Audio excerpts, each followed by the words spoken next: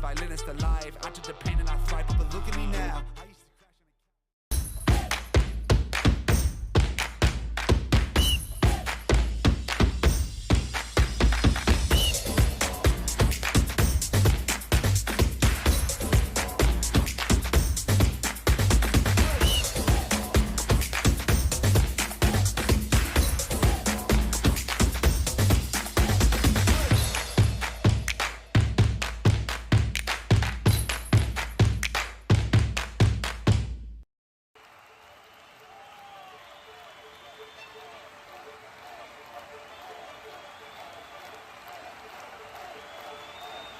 A good futsal player has to be intelligent. It's the most important quality in a futsal player, because a futsal player is very fast, and you have to think really fast. You don't have time, you don't have a space. They have to enjoy the game. This finally, futsal or football or basketball or tennis, it's only a game, so they have to enjoy. If they don't enjoy the game, they don't improve. No? They know that, we know as coaches that every day is good for improving your level, so you have to work hard every day. It's detailed, it's important for improve your career. The group is the key of success. If you don't have a union group, you can win some matches. Round 14 is finally upon us here in Thomastown. We're 2/3 of the way through the second season in 2024. Does the great escape begin for Western City tonight? Noel Sorma has been signing some players to try get his newly found club off the bottom of the ladder.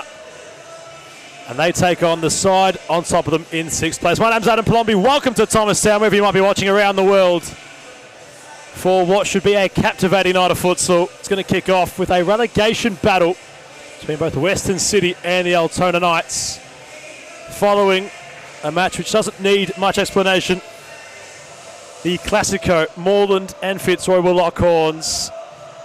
And if Fitzroy are to get the job done, in which they have done for some time in recent history, it might just be the lot in terms of the total race. Upon the third fixture of this round, we'll see Pascoe Vale take on Western United, with implications on how both those sides end their seasons in the mid-tier. Having looked at the lineups, there's a fair few changes for Noel Sorma and company. Javara Nepomuceno, the most trailblazing of the ladder, he joins from Pascoe Vale, long-time friend of Noel. Javara, the man from Curacao. Let's see how he can try steal the show for City upon his debut. Despite the Melburnian weather being all over the shop the last couple of days, it's a nice climate inside here. It's not too hot nor cold. At court level, shouldn't be an issue for the players, as it was on Wednesday's women's competition. A few upsets might have occurred, perhaps because of the humidity on court. Alice to get this ball rolling very shortly. Michael Ciaras, the man in charge. Nico Ignatius having a chat to Natoli on the benches. This one is live. Full emphasis perhaps on how both sides are going to fare, considering City, although looking rather new, as a tinge of, well, the former FC Carlton Heart squad from the season 1 of 2024 in tonight's lineup. As Alice looks to go around lock. City starting positively, and they have a side possession. Sesmakula back to Alice, Latini in the way. Nepomuceno finds Pereira, and that takes us through City's lineup. Jaramillo, the goalkeeper. Sesmakula flirting with Locke. Flick towards the tall man of Pereira. As for the Knights, no Frano Saric in goal. Virupon Daravong with the responsibility. Seb Block. Thomas Natoli on the bench, but Berard Bezatport, Yanni Pira and Latini all on court to kick things off. have to defend this corner from City. Pereira goes all the way back to Jaramillo. Reverse pass for Sesmakula. Bezapor came across. Latini couldn't find the magician of Yanni Pereira. Although very early days, I feel as if this contest will be very balanced. Bit of firepower perhaps with City. Pereira finding Alice, who lets fly.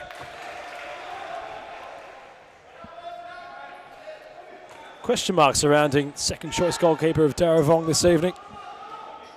See if he can rise to the occasion. Effectively, if City are to find some points, it would certainly put some pressure on the Knights. Are in 6th place, of course, with a 6-point buffer. Hume have the bye. They accumulate that 5th place playoff position. Wonder what Mo Tanker might be thinking if he is watching. As Nepomuceno with Latini. Sesmakula well picked out. Alice got his shot away. It was a nice move from City.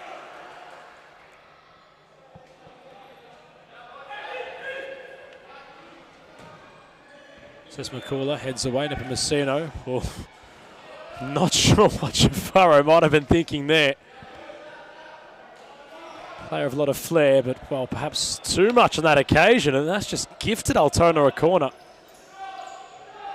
As Pereira chips it for Latini, has it sit on the asphalt.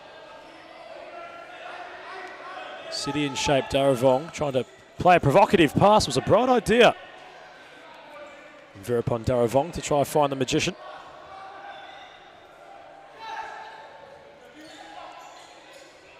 There's Alice, not as far as Locke.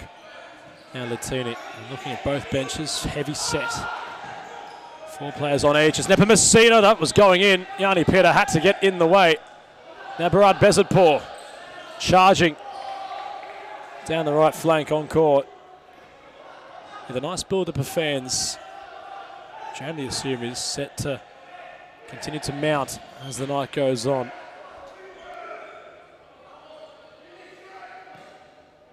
They walked out to try and attain a bottle of water prior to the game starting. It was like Burke Street out there on the social courts.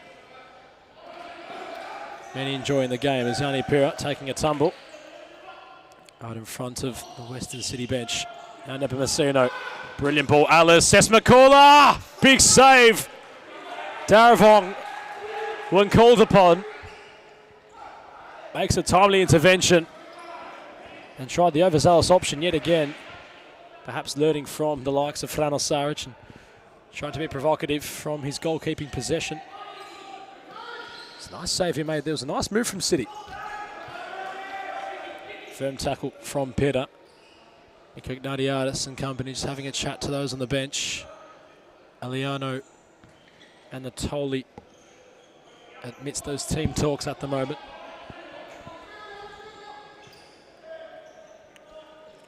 Oscar Cherpa, another new name for Altona this evening. Alongside, dare I say, the likes of Luke Jucic. Might need Josh to weigh in and see what he has to say about the new signings for both sides. Have we got the man in the bunker alongside us at the moment, Josh Fusco? Adam Palumbi, nice to be with you here tonight on round 14. It's a great round 14 and 3 big matches. The commission has done a very good job. Indeed he has. Luke Jurgic. Another new name which we haven't seen on the Series Futsal court yet. Of course, the transfer window having its implications upon both sides. As Pereira believes he might have drawn a corner. Ciara steams otherwise. Josh, while we have you, just quickly, is this where the great escape begins for City? Considering they're up against the side in which resides in front of them on the ladder, and they don't have one of their most pivotal players of Frano Saric. Surely this would be the moment in which City really try to capitalise upon. Well, this would be their opportunity. Javara is a very big signing for City, a great player and someone we've seen that can lift a team from the bottom of the ladder to wins basically on his shoulders. Look, I'd encourage the audience in the comment section to weigh in on that, and you can check it out too, Adam. everyone comment what you think. Is this Western City's time to climb up the ladder? Snipper Messino finds $1 million Max Cruz. Stabbing efforts hit the post. Cesc McCullough thought he had a foul. Now Latini wants to go with Cruz. It falls for lock. And Jaramillo had to put out a paw to claw it away. From one end to the other, the Knights have a corner. Bezatpour. Lovely move from Behrad Bezatpour, and the freight trainers departed the station.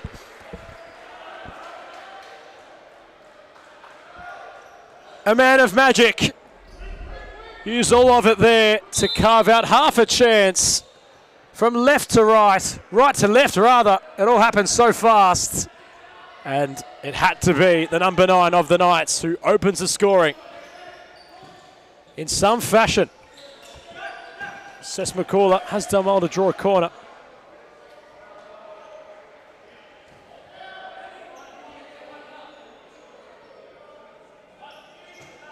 Cesc McCullough's cross, Snipper Messino.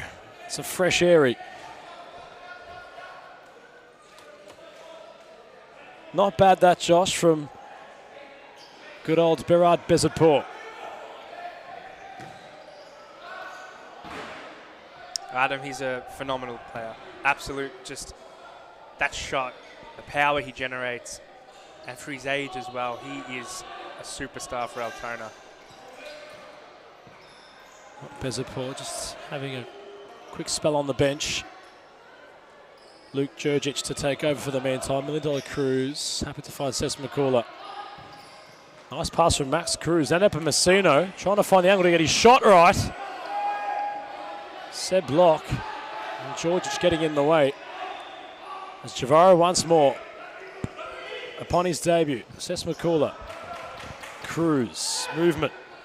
Fluent from Souza. Never Messino turning. Lock sliding. Virapong saving. Strong use of the body was on display. It had to be from Jurgic. As the ball rolls out of play. Souza on towards Max Cruz. Cesc McCullough. Now Souza. Never Messino.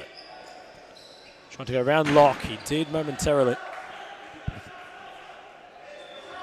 As Virapong will have a goalkeeper possession. He chucks it long. Bit of company alongside me in the commentary position at the moment. Appreciate Isho Haskell providing us with some water this evening. The man from Western United has made some headwaves in the competition since his departure from Phoenix. And now moving forward, looking for their second other Knights. It sits, and it goes in for Oscar Kerpa. Oh, it's set up for him. The City defence a little bit unorganised. And the Knights, well, they're enjoying their decisiveness in front of goal. It's quite the finish off the fly for Kerpa upon his new colours. How can City try to formulate a response? The Knights, in fairness, have been sitting back. They've been taking the game in like a sponge. Dishing out at the other end is Never Messino. Almost a 3-player challenge at once. Cruz. Couldn't go around the goal scorer of Kerpa. Bit of frustration perhaps from Max Cruz. He's throwing the ball completely away from Virapong. Now Natoli. Player which hasn't really hit his strides as the ones he had in the first season of the calendar year. Nepo Messino with Aliano. Gets around him. Well, found the angle to at least, and Virapong yet again currently living up to the test. Nepo Messino, Souza, back towards Javaro. He's been conducting things. Cruz, brilliant. Positioning, not so much the finished product. Having spoken to Noel Solma prior to this one kicking off, a man adamant in wanting to do everything he possibly can to keep City in the series futsal competition. Believes that's where they should be. Concedes it hasn't been easy coming in to a club that's gone through a major transition. But he'll do everything in his power to try and keep them aloft inside Victoria's premier competition. Messino, Kane, another tantalising player on court. What firepower can he provide? They've got the ingredients, City. It's all about how they can mally them together.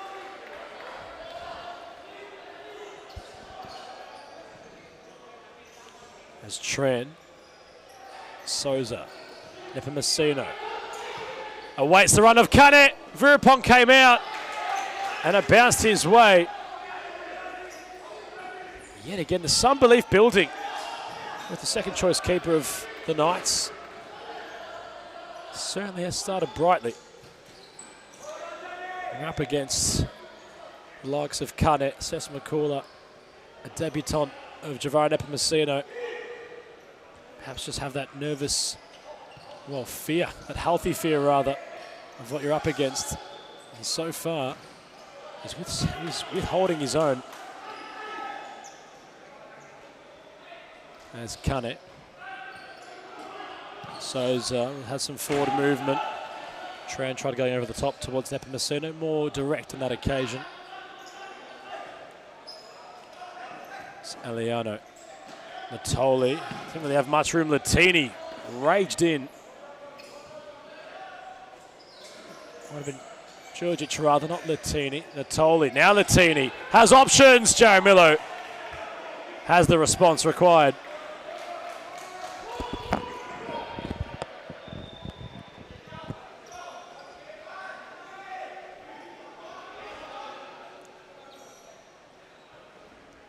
As Bezaport back on court. Eliano on towards Natoli. Altona trying to find some form of possession. Bezaport's been busy. Eliano to Latini. Working away, trying to probe the opening. Natoli thought about it. First time from Jaramillo. Now allows Kane to travel and draw a corner. Tran behind it. Chips towards Nepomuceno. Javaro turns. Natoli equal to it. Back heel for Tran. Great evasive work from Tran. Cutter is there. And somehow City haven't scored. What a drop of the shoulder. That was from Hal Tran. Another corner for City. Souza. Tran chipping towards Nepomuceno. Bezapor storming in. Javaro wins on that occasion. Aliano, I think was after that, you know. After the deflection, which was forced play to be stopped inside Altona's attacking half.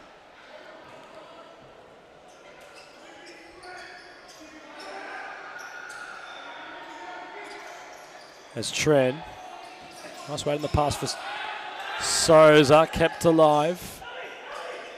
Nepomuceno to Kane. Yanipira with him. Nepomuceno, no look past to Souza. Tran, they're working City. That's their turn. Nepomuceno, drop of the shoulder. Sits down Aliano. Well, upon being on the asphalt, just lets his former Carlton Hart teammate know that, Javaro, I know your tricks. It's Jaramillo for Kane. The reverse pass he went for had too many bars of power applied to it. Nepomuceno was nowhere near it.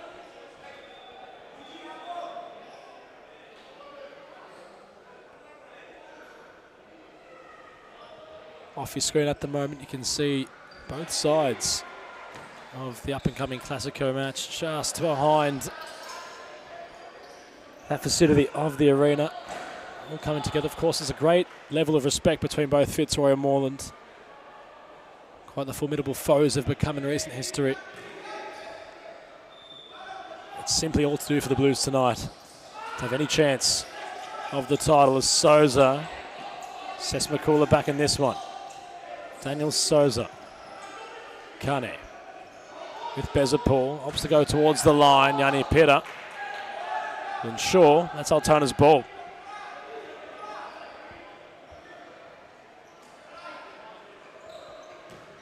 Daravong. Possession given away. He's Kane. Or Sess Makula rather. Kane was an option. That wasn't required. And City have pulled one back. And until that moment, perhaps, you've got to just consider how well he might have been playing until that moment. Out of Daravong. His shot stopping has been exceptional.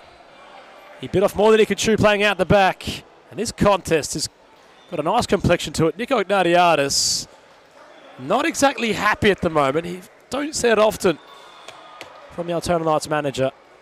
As our first time out of round 14 is upon us, we're going to cross to a short commercial break.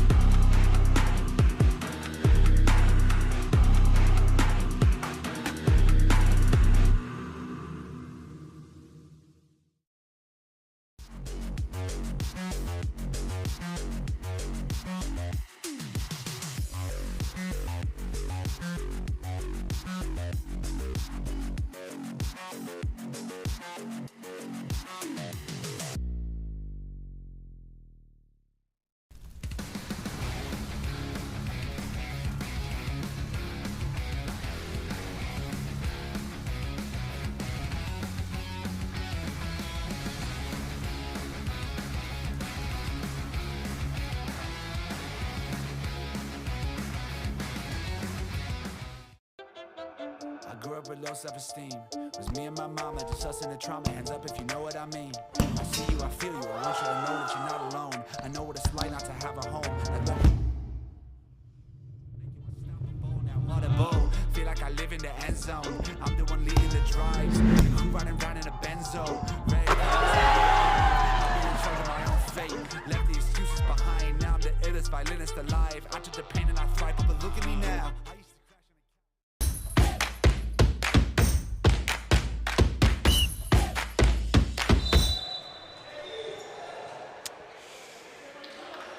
6 minutes, 20-odd seconds left in this tantalising opening half as Kane put on the afterburners.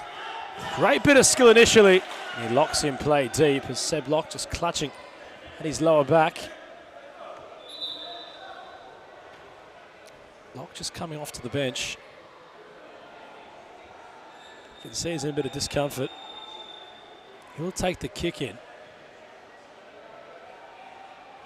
Nico Ignatiadis was looking a little bit, well, let's say not too pleased upon the team talks, in which he had to have upon Noel Solmer's timeout. Ben's on froth mop duties with Michael, and well, they're trying to make it work. Might get the thoughts of Josh Fusco down in the bunker. Not a bad game so far. City, you could argue, have had their moments. They just haven't been able to take. Well, Adam, it's only 2-1, to be completely honest with you. It's a very close game, and that goal will definitely be a heartbeat that will bring them back in the game. Altona, of course, known for their defense, and they know how to hang on to a game and win it. But it's an uphill battle that Western City will have to fight, and I think they can do it. As Joe Miller, Kane, lofted. Couldn't reach it really. What a fibre. In particular, Josh, I want to get your thoughts so far on Virapon Daravong, who's well, been equal to most of the tasks tonight so far. I'll cover those thoughts in a moment as Nepa Messino couldn't spin away. Bezatpour in some space. Locks unlocked him. Behrad Bezatpour at the brace at number 9. City undone yet again defensively. Locke threading the needle. And Bezatpour latched on. Kane came across, but couldn't really do much. And brilliant Behrad Bezatpour with his thumbs up. Reinstates a 2-goal lead. The froth mop being called upon. Although it's not exactly warm, there's been a lot of dew, of course, given the humidity around Melbourne. But Josh Fusco, how hot has Behrad Bezatpour been in this opening 18 minutes of futsal.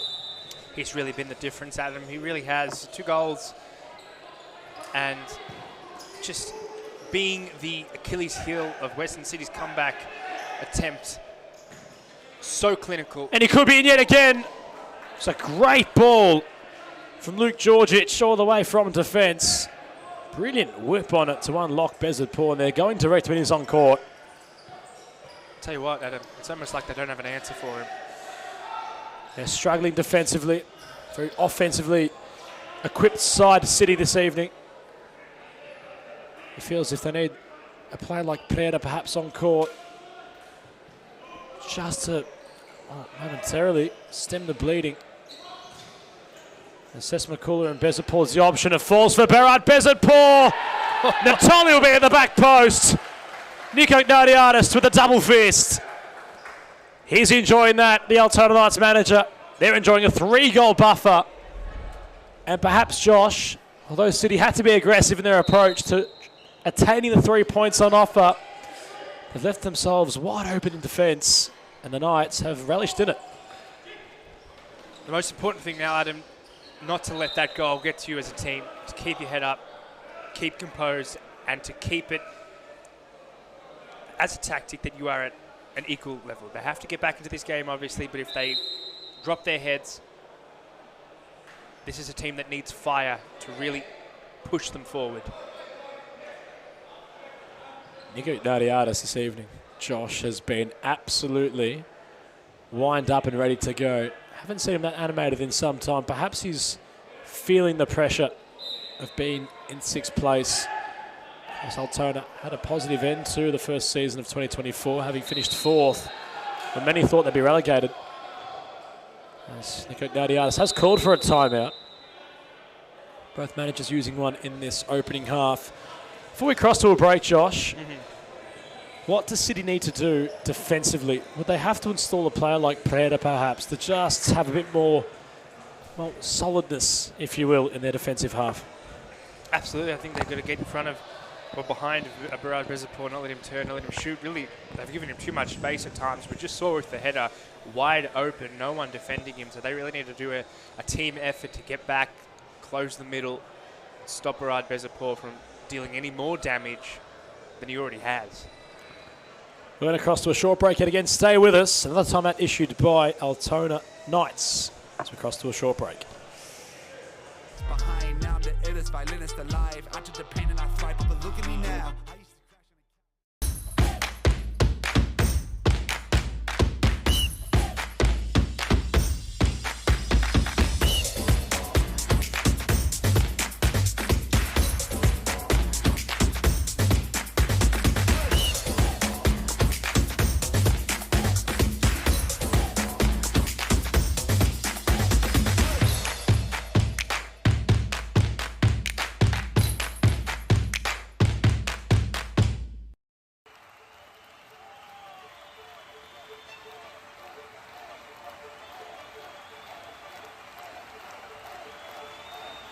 A good futsal player has to be intelligent. It's the most important quality in a futsal player because in futsal play is very fast, and you have to think really fast. You don't have time, you don't have a space. They have to enjoy the game. This finally futsal or football or basketball or tennis, it's only a game, so they have to enjoy. If they don't enjoy the game, they don't improve. No, they know that we know as coaches that every day is good for improving your level, so you have to work hard every day. It's detail, it's important for improve your career. Latini stands before the dead ball. He shoots it right into the path of Jared Miller. That's hit him right in the crown jewels. And you can't blame him for being very slow to get up. That's the last place you'd want a shot to hit you if you're a goalkeeper. And Latini can certainly strike them. Might have done that a couple of times. It was not Latini, in fact. It was Luke Georgic. That's going to happen a fair bit from this distance. They look rather similar.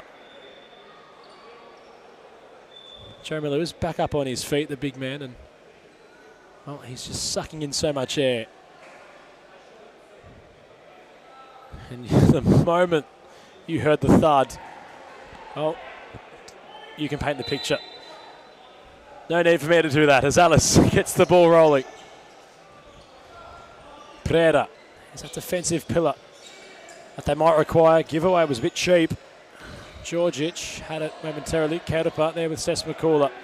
Pereira, Alice trying to go around Natoli. Aliano thought he'd have a stab. Jaramillo hasn't gone anywhere. Alice will sit for him. Frantic play at the moment. Natoli now, other sides.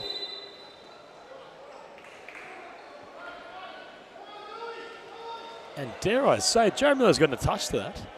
Jaramillo has gotten a pour onto it as Aliano, not sure what Daniel was envisioning there, might have broken the roof. Can't grab confirmation, of course. I'd like the cameraman to perhaps investigate what's happened there. As Nepomuceno, Sesmakula, perhaps too much in the end. Verapong isolated his Kerpa, has to use his body. He's got two City players on his tail. Georgic. Kerpa chipping towards Georgic. Angle got tight. Not cleared yet until Pereira came across. Final minute and a half left, roughly. This opening half. All the spotlight on Noel Soma and company. Jaramillo getting low yet again to make a save. Former City player, clutch Kevin Lamb watching on. Seeing what his former side are currently up to. In the background is Natoli, had good shape. Jaramillo took no chances. And a 3 unanswered goals. It could be 4 from this corner piece. Kerpa, Georgic trying to turn. Dancing with Sesmakula. They work it back towards Natoli. Messino chipping ball, and it's well done from Pereira to keep it away from Georgic. Sesmakula. Aliano gets a toenail onto it. Kerpa, cheap giveaway. Opportunity for City. Nepomuceno told to take it a bit closer in. A final 30 seconds. Alice. There's one back for City. That's what they needed to do. Noel Soma high-fiving the bench. Messino providing. Alice scoring. Only a 2-goal buffer for City to chase now in the second half. Long throw for Jaramillo had to come. It'll hit the roof. Altona, well, they're looking quick. They might want to try to take it. Second sticking down. A yellow card was issued to Sesmakula for stepping in front of the free kick that had to be taken from the side. But there is our opening half of round 14. All to play for in the second for Noel Soma and Western City. Can their great escape begin? I need to find a few goals without any response from the Knights to get the 3 points as we cross for half-time.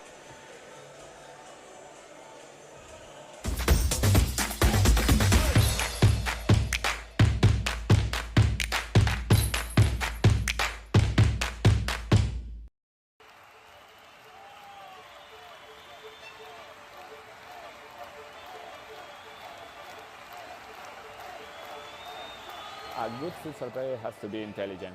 It's the most important quality in a futsal player because in futsal play is very fast, and you have to think really fast. You don't have time, you don't have a space. They have to enjoy the game. This finally futsal or football or basketball or tennis, it's only a game, so they have to enjoy. If they don't enjoy the game, they don't improve. No, they know that we know as coaches that every day is good for improving your level, so you have to work hard every day. It's detail, it's important for improve your career. The group is the key of success. If you don't have a union group, you can win some matches, you can win some tournaments, but finally you don't win the World Cup or you don't win the European Championship. You need a strong group and everybody go in the same direction. The futsal is totally different than in Europe or in other countries. I think there are good levels here in Australia. There are good players, so they have to work hard. And maybe in the future Australia is in the top.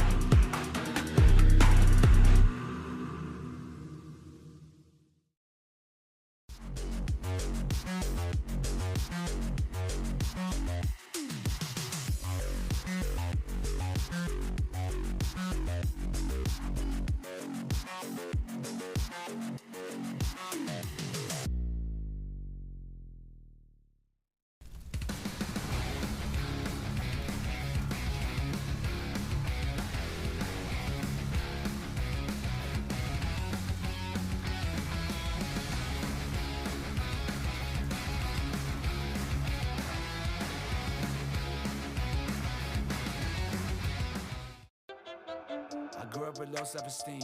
Was me and my mama, just us in the trauma. Hands up if you know what I mean. I see you, I feel you. I want you to know that you're not alone. I know what it's like not to have a home. Feel like I live in the end zone. I'm the one leading the drive. Bezapur gets it rolling for the second half, where City have a pulse. Cruz heads it on towards Sesmakula. Or Kane rather. Trying to buy a corner.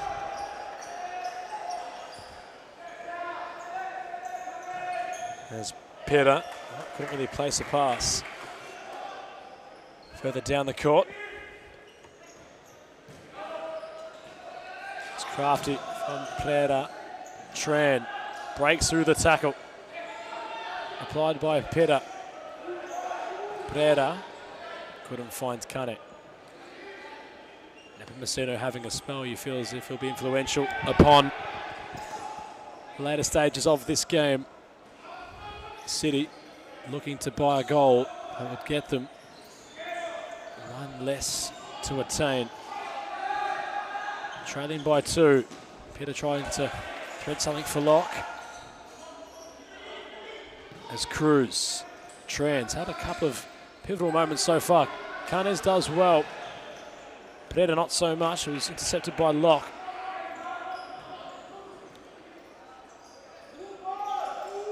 Kane. Back towards Cruz. City patient in their build-up. They simply need the next goal. Here is Cruz. Centrally, no one yet for City. The Knights locking in. Kane, can he find the turn? Back heel to Cruz!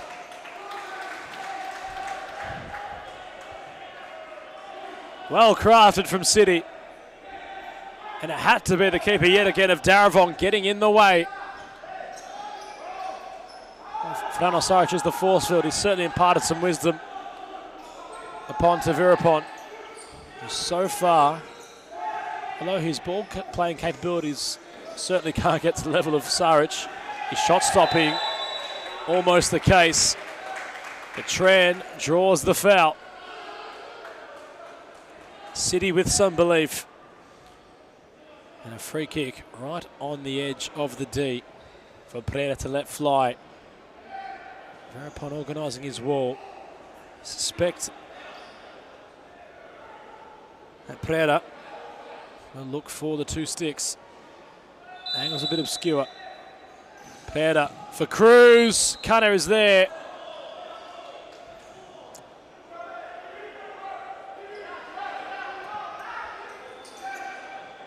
It will reside with Darabong. Something in the build-up. As Bezapor got his angle and gets his hat-trick against the run of play. The freight train making it harder for City. And after all, they're attacking in the opening minutes of the second half. The one attack in which Altona have, they score from Josh Fusco. That's a spanner in the works for Nohosoma.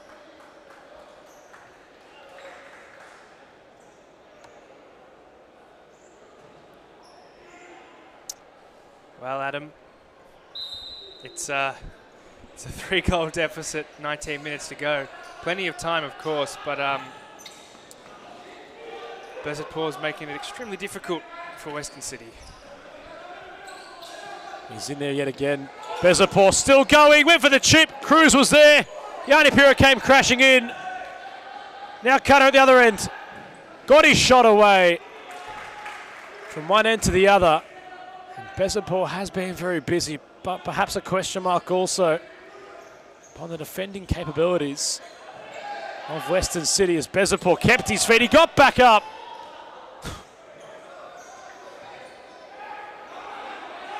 Tried to do it all as Locke. Latini will try keep it alive. Canet gets it moving quickly. Now Pereira. 3 goals. They're chasing now. Tran caught to ground. Latini trying to hold the play up. Kane gets drawn to the ground. Noel Solmat wants a card.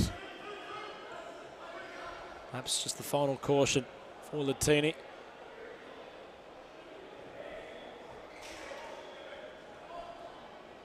So Pereira with the free kick.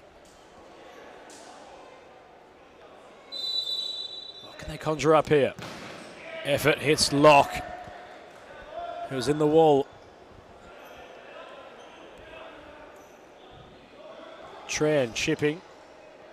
We'll try again. The ball was rolling. And for City, it's just an air of frustration perhaps. They know what they're up against. They know this is their best opportunity, in reality, to call themselves out of that 7th automatic relegation position. Although a win wouldn't even do that. It would certainly put pressure on Altona as the pressure's won on the ball right in the D. Jaramillo goes through the traffic. Now Kane at the other end. Gets the corner.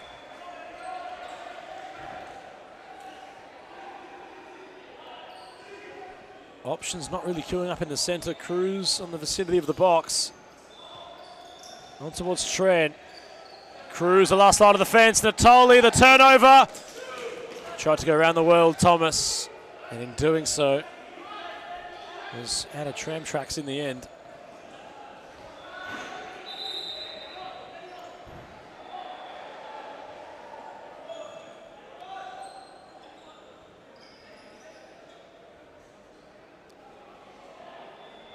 As Souza comes back on.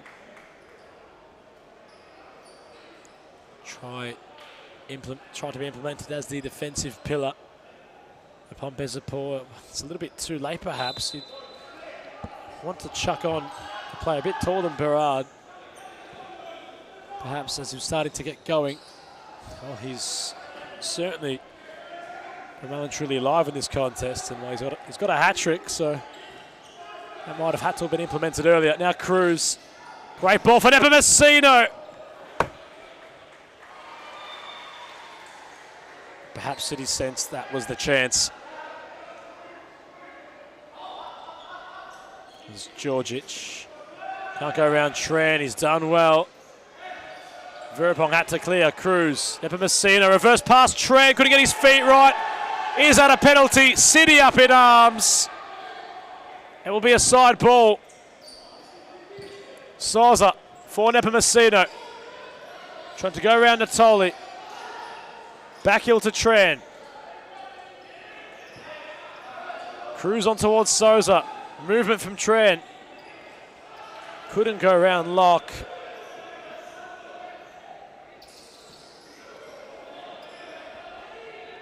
Time also slowly becoming a factor. As the official on the far side has noticed something.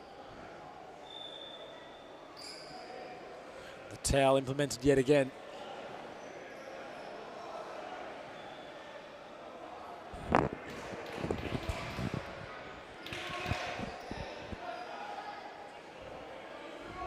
And Ciaris wants action to get going. He's piffed the towel, perhaps in frustration. As Tran chips towards the box. No one available.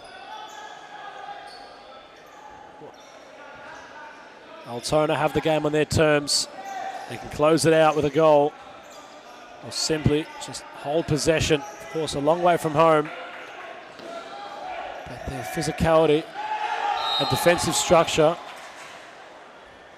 has certainly just stalled any attempts from City so far. They have to try reshuffle the chessboard in a match where all their cards are on the table. Nepomuceno, here's Tran. Stepping inside. What about trying his luck? Georgic in the way. Great opening from Kerpa, and Georgic will finish. It goes from bad to worse for City. Their approach simply too offensively aggressive. And having looked at the replay of this goal, the run in behind from Georgic, Kerpa had done well to wait for the opening. All City players are committed forward practically. And they're chasing 4 goals now. Verapong, in fairness, that save symbolising the night he's had so far. He's simply everywhere.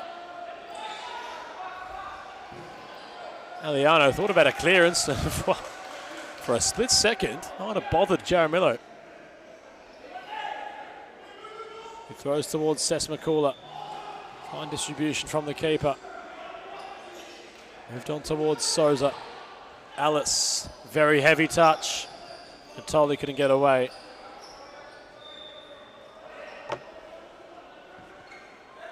Kedapa's possession. Flicked forward by Natoli. In hunt of Djurgic. Nepomuceno stepping inside. And Virapong Daravong yet again getting across to palm it away. Nepomuceno stepping inside. At the incisive post. Nepomuceno tried to go through the gates of Georgic. Aliano, reverse pass. Kerpa. Souza could have hit it really. At the other end, there's a chance. Jaramillo had committed himself. Georgic tried the chip. Considering the large frame of Jaramillo, it's hard to accomplish. Yet again, following some offensive pressure. Turnover was there, and another chance for Kerpa. Should have been his second. Josh, it's out the grasp of City at the moment, isn't it? What can they simply do to really try to turn it around now? It's a difficult question I'll put towards you. I don't know if they can do anything. I think this game is... they had their chances, and they didn't capitalise. 6-2, 12 minutes. They're going to have to change the way they're playing entirely, flip it upside down, throw out what they've been doing, and make something new. But at this stage, it doesn't look like it. It doesn't look likely. And even with that Javaro magic, I'm not sure it's enough for Western City. But 6-2, we've seen it before. We've seen teams come back from being down a decent margin. Again, Adam, look at 13 minutes plus stop clock. Anything's possible. The way the Knights have set up tonight, very tactically input by their manager, Nico Ignatiadis. Perhaps sensed that City were going to try to throw the sink at them from the start. As Nepomuceno, not magical in that time. You can just notice each time Altona force the switch in play, turnover in possession. They look clinical. Mismatches in defence. Offensively, perhaps Nico Ignatiadis just knew heading into this one that it was all to play for City. As Daravong tried something over the top. Still time, of course. 4 goals they're chasing. But it could be their season. Well, not said and done, but very improbable in avoiding relegation. They simply have to try to turn it around. They have 12 minutes left to do so. It won't be Alice's ball. Aliano rolls it on. Natoli flicks out of play. Nepomuceno. Alice rolls for Souza. Cross-court pass. Chavaro with Pitta. Alice steps inside, and Yanni Pitta, well, thought about his goalkeeping capabilities, but with his feet. As it go out for a corner. Sesmakula fizzes across the face. Natoli wants to rampage. Yanni Pitta let fly. Now corner at the other end. Latini wants it. He's shot blocked quickly by Alice.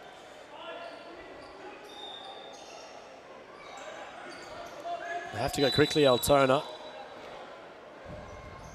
Ball was rolling, bit of a miscommunication. Alice wants to take the game on. Nepomuceno. Fronted by Latini, steps inside. Tried to find the opening. Sesmakula had done so very well. And it was hit with some ferocity. The statured one had to rattle. Good shielding there from Souza. City need to find a couple in quick succession. Just have some belief. Alice gets the foul. And Altona have hit 5 fouls. Josh Fusco, the turning point perhaps. Adam, this is, if there's any just squidge of a chance, it must be through the fouls. It must be through the penalties. They've still got to convert the penalties. And remember, Daravong hasn't been on bad form this game. He's been very good. So maybe a little bit of hope.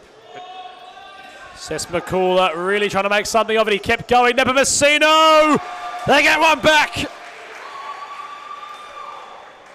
And a complexion shift in this contest, considering the Knights like playing with an edge of physicality. They have to be cautious upon each challenge.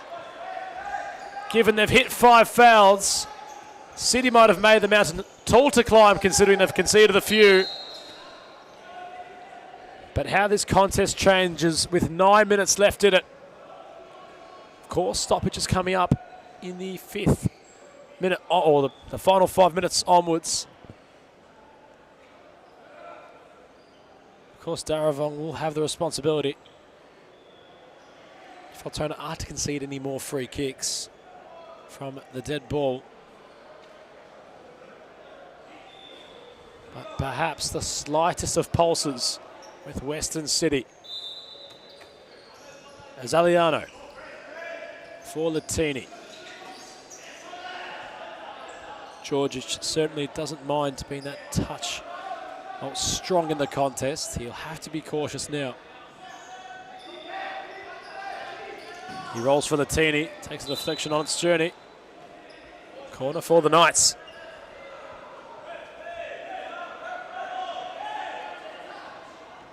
The count has started. Georgic has to go.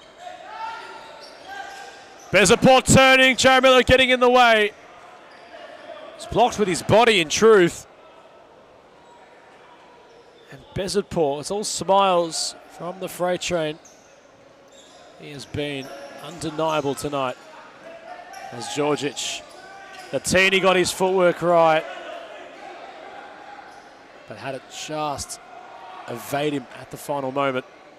As Nepomuceno spinning around, opening things up for Alice. Angles obscure.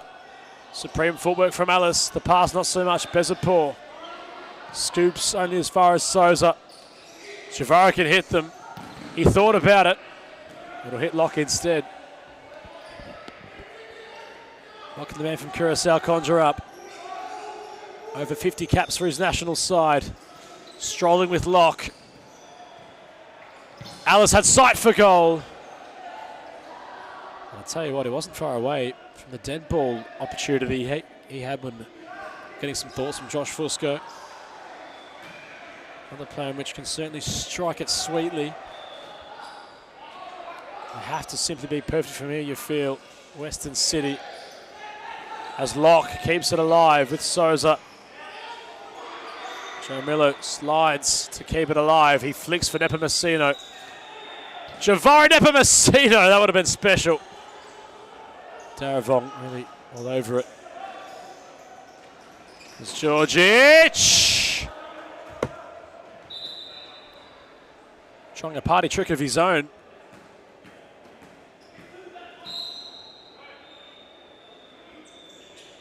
Alice moves it on, Nepomuceno.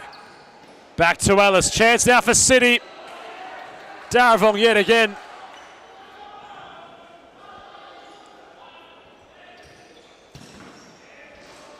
Got to give credit to the Knights. They love a block. They always get in the way of attempts on goal from City.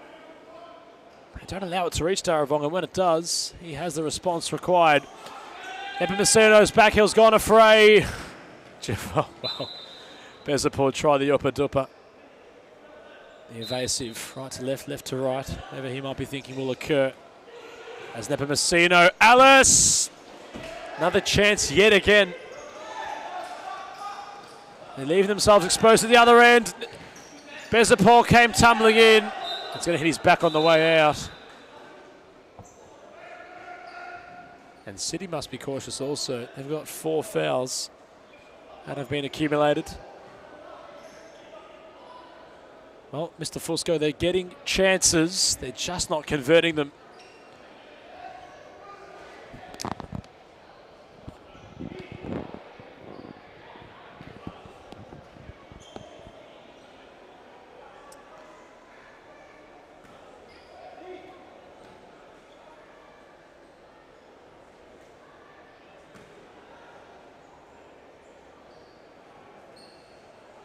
Still, of course, plenty of time with the stoppages remaining.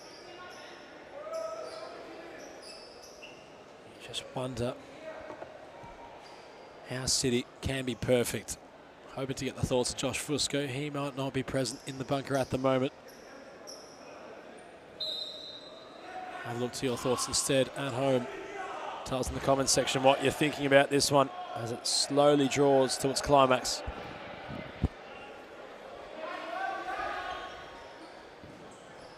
Locke trying to find Yanni Pitta.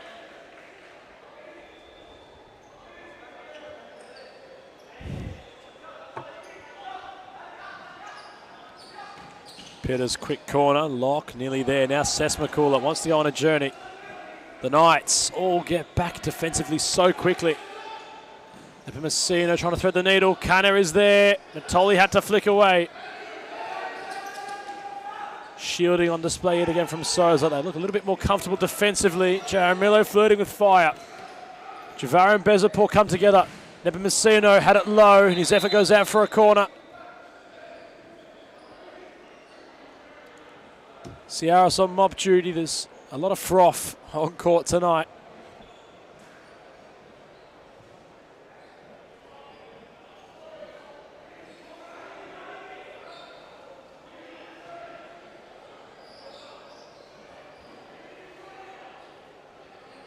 We'll try again.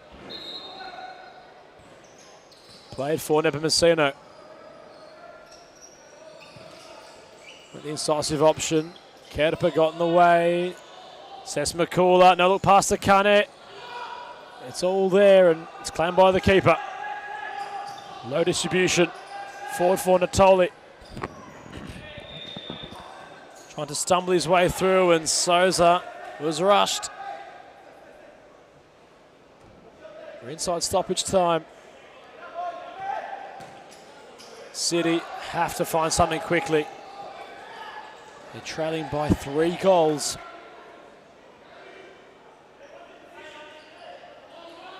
Nepomuceno moves it on. Sesmakula. Ball for Souza. Javaro. Not sure what he's looking for there. Although he has got a goal on his debut. Not much he's really been able to do. As Nepomuceno might have a chance yet again. Another save by Daravong. I've lost count of how many times he's been called upon. Souza. Back to Nepomuceno. Sesmakula, Nepomuceno, ball rolling. Gets the corner.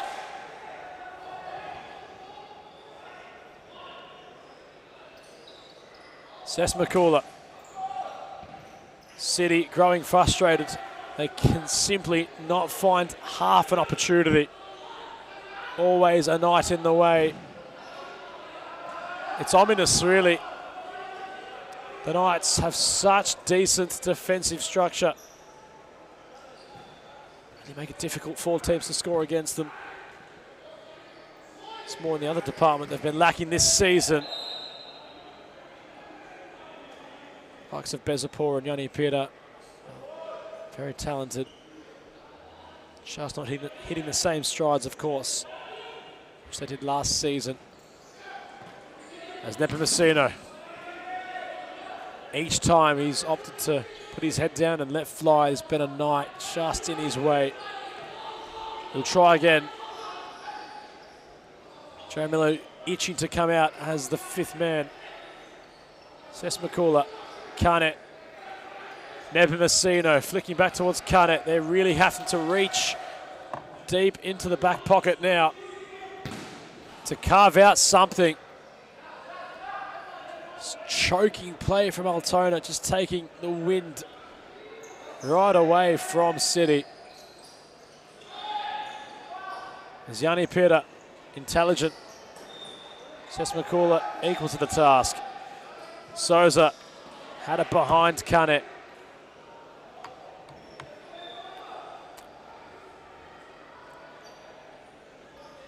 It's almost a feeling within our Series Futsal Arena in Thomastown. This contest will go the way of the Knights. City will be valiant in their defeat. Now they simply have to find something. Max Cruz has been introduced.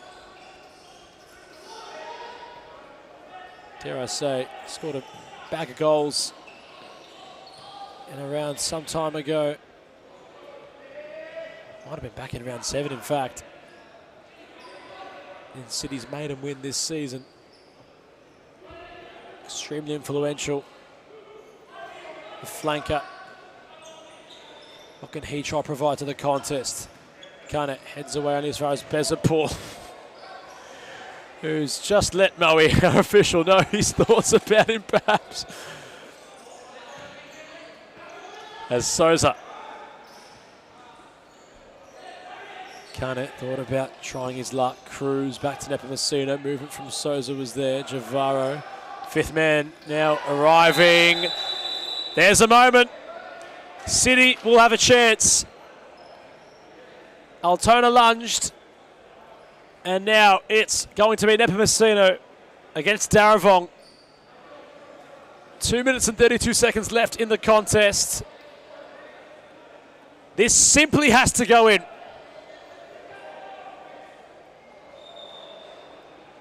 There's no if, buts or maybes surrounding this opportunity. Their season simply upon the boot of Javaro Nepomuceno for a pulse to not die wondering. This will claw one back. Froth on the court. Darravong with arguably his biggest test this evening.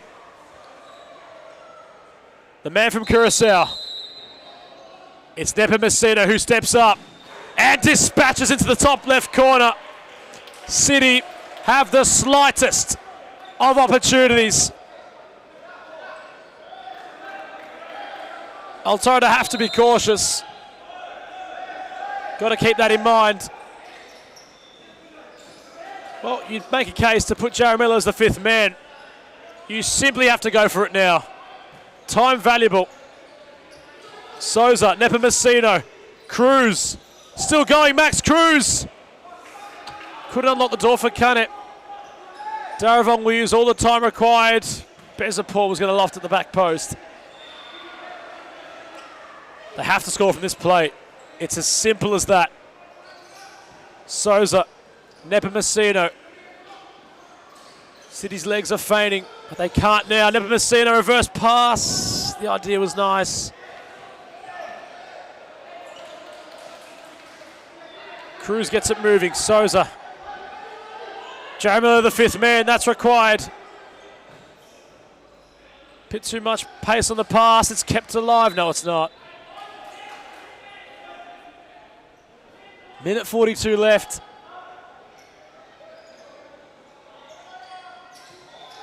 Darravong for Bezapur. He's still going. Flicks it back and had brilliant shape. Georgic really had genuine purchase on it. 90 seconds left. What can City do? Cruz keeps it in. All or nothing now. Nepomuceno wants to step inside. Jaramillo with some movement. Souza. Nepomuceno trying to go around Natoli. Face score here. There's a genuine chance for an equaliser. Here's Cruz. Jaramillo's there. Altona happy to bleed the clock out. Nepomuceno. Kane trying to turn. Jaramillo's there. Locks in the way. It falls back for Cruz. There's too much pace on the pass. They might have fired their last blank. Altona back in possession. Souza. Kane has to turn. Can they draw a foul perhaps? They have to find something now. Cruz trying to provide a cross. Nepomuceno. Back heel for Jaramillo. 30 seconds left. Javaro can't open the gates. Bezapur has an open goal. He goes around a few. There goes the freight train. 20 seconds left. The Knights get scrambled back in possession. Nepomuceno's there. Nearly a handball. Over the top from Georgic. Will kiss the roof. City will be so close yet so far. Iko Ignatiadis will call for a timeout despite 12 seconds being left. And they're not far away at all from cementing their playoff positions and perhaps a relegation of Western City. We'll cross to a short timeout break. It simply has to be a miracle from here, you feel.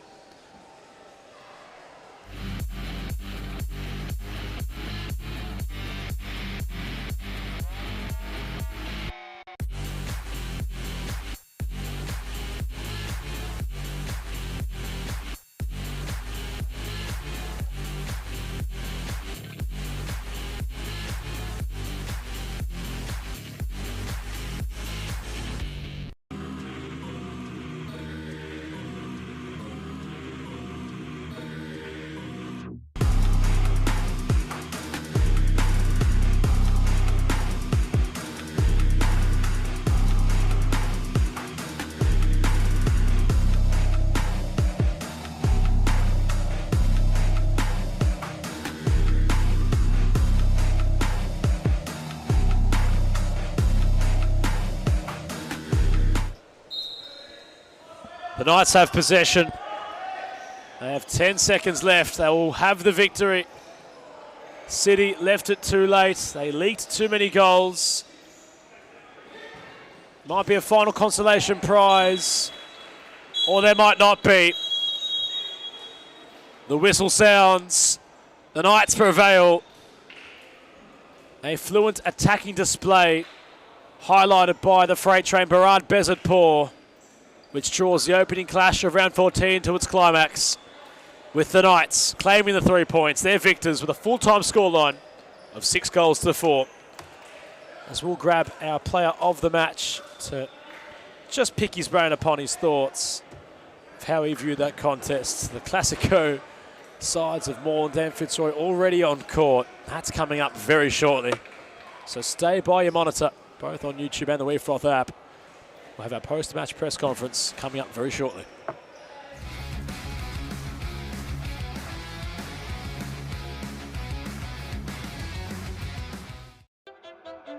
Grew up with low self-esteem. It was me and my mama, just us in the trauma. Hands up if you know what I mean. I see you, I feel you. I want you to know that you're not alone. I know what it's like not to have a home.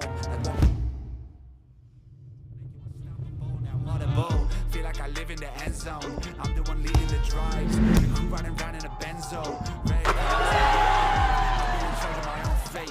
Left the excuses behind. Now I'm the illest violinist alive. I took the pain and I thrive, but look at me now.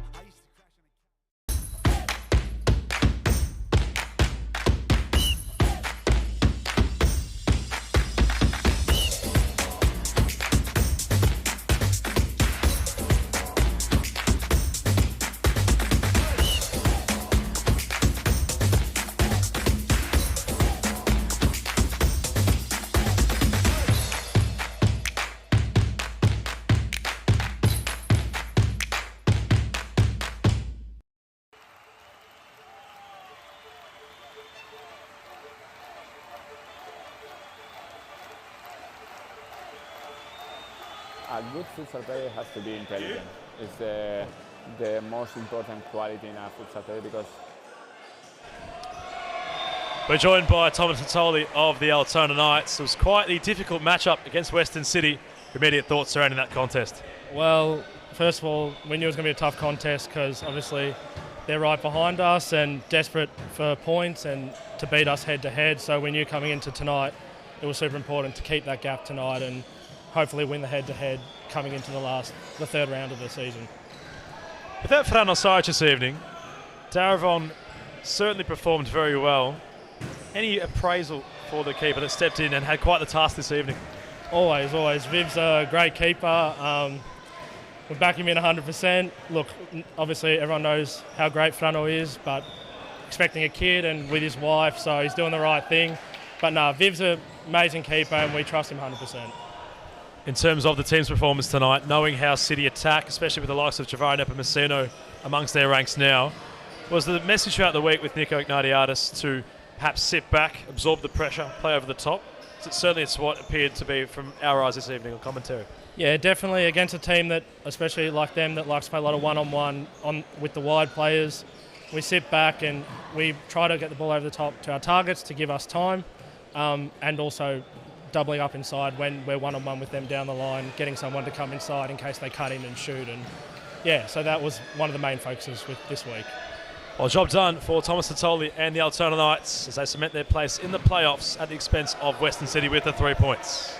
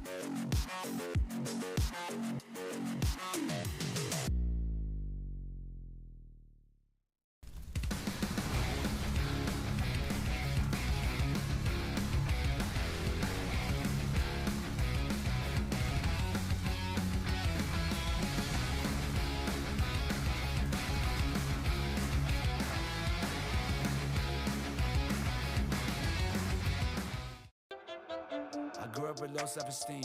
Was me and my mama, just us in the trauma. Hands up if you know what I mean. I see you, I feel you. I want you to know that you're not alone. I know what it's like not to have a home. Feel like I live in the end zone. I'm the one leading the drives. The crew riding round in a benzo. Red I'm being in charge of my own fate. Left the excuses behind. Now I'm the illest violinist alive. I took the pain and I thrive, but look at me now.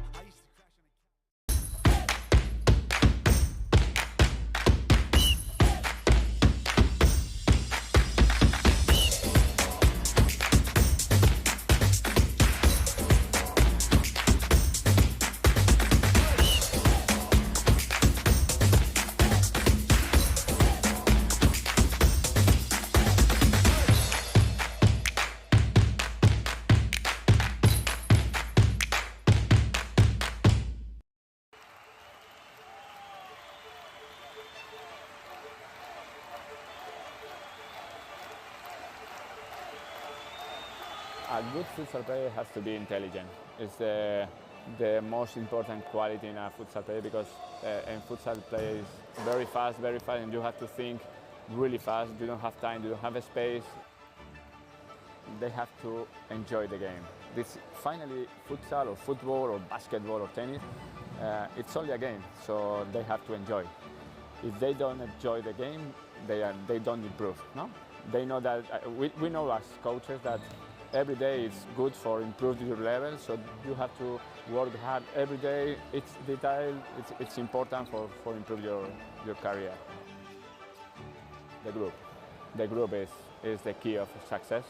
If you don't have a union group, you can win some matches, you can win some tournaments, but finally you don't win the World Cup or you don't win the European Championship. You need a strong group and everybody go in the same direction.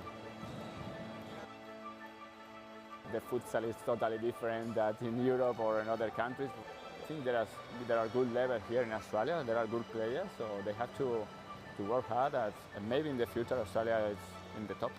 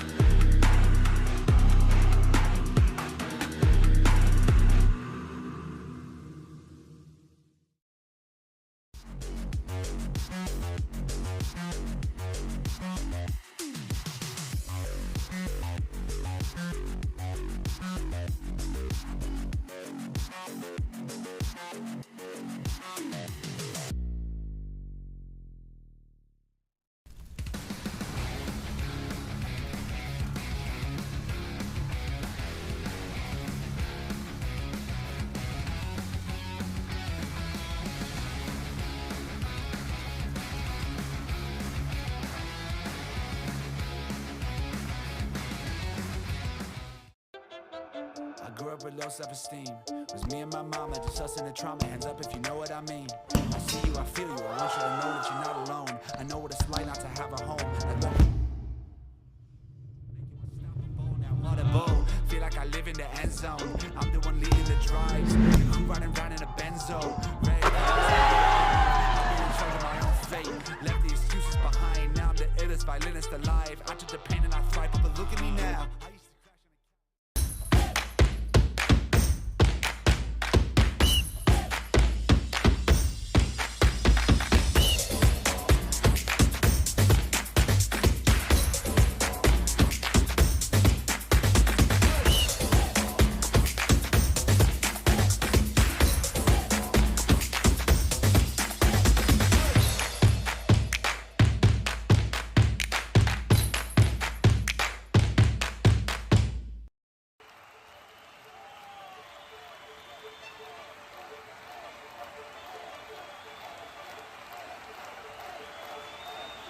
A good futsal player has to be intelligent. It's the most important quality in a futsal player because in futsal play is very fast, and you have to think really fast. You don't have time, you don't have a space. They have to enjoy the game. This finally futsal or football or basketball or tennis, it's only a game, so they have to enjoy. If they don't enjoy the game, they don't improve. No, they know that we know as coaches that every day it's good for improving your level, so you have to work hard every day. It's detail, it's important for improve your... It's that time again. The Classico is upon us. And the spotlight firmly upon Milton Sakos and the Moreland Blues. They simply need to win this evening. Fitzroy need no introduction. It has been years since they've lost in the competition. They're going for 5 in a row out of the Serious Futsal Men's League as the champions. Well, we're up against the kickoff, and Cooper certainly knows how to strike them, as he has done in recent weeks. Line-up for the Blues this evening: Adam Cooper on court, Ibrahim Attai, Enrique Pimenta, Kevin Dos Santos and Christos Apostolakis kick things off. As for Gabriel Zeballos and company, Scott Rogan the captain, Mazen Abdullah the goalkeeper, Robotis, Newen and Russo all completing the lineup with a returning sniper. Benches rather heavy. Fitzroy's a full Monty, as Robotis was in a wide area.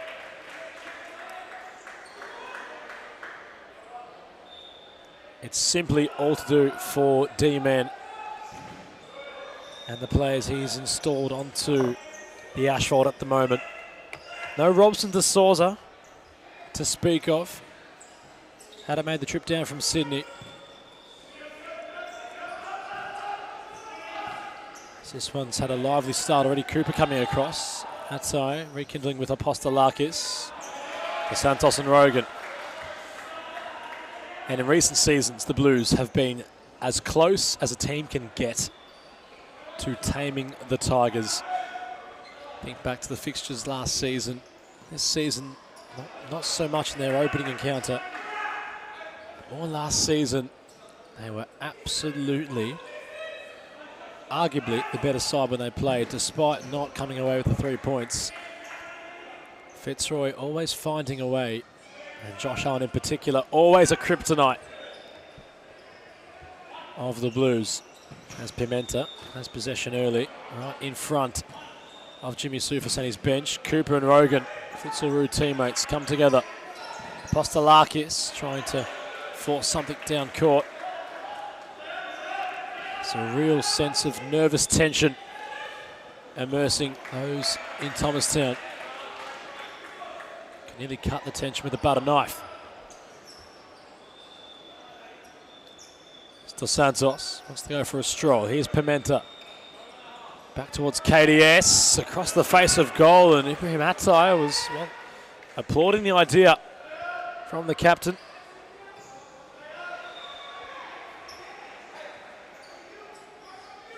As Newen rolls for Rogan, trying to reverse pass. Pimenta thought about letting fly. Cooper flung a boot at it, now Mazen Abdallah. Over the top towards Robotis, Apostolakis came. KDS takes a tumble. Rogan with his hand out to just not showcase there's no ill malice, and really symbolises both sides despite the immense rivalry. There's such a mutual respect between them, which is something very admirable from both sides. As Apostolakis, Rogan reads it well. Josh Fusco's in the bunker. Your thoughts surrounding this contest? Mate, it is absolutely tense in Thomastown at the moment. Well, Adam, it's all or nothing. That's really all there is to say. Moreland need this. They need to win. If they lose this game, you can really say goodbye to the title hopes, because this is a league where if you lose 2 games, chances are you won't win the title. Very close. These are the 2 top teams. They stand on a pillar of their own. The Blues ever so close on that arch. Clubs Cup champions, of course, up against the successive, consecutive 4-time, 10-time league winners as of Fitzroy, as Atai Ibrahim does well. Pimenta was the wide man.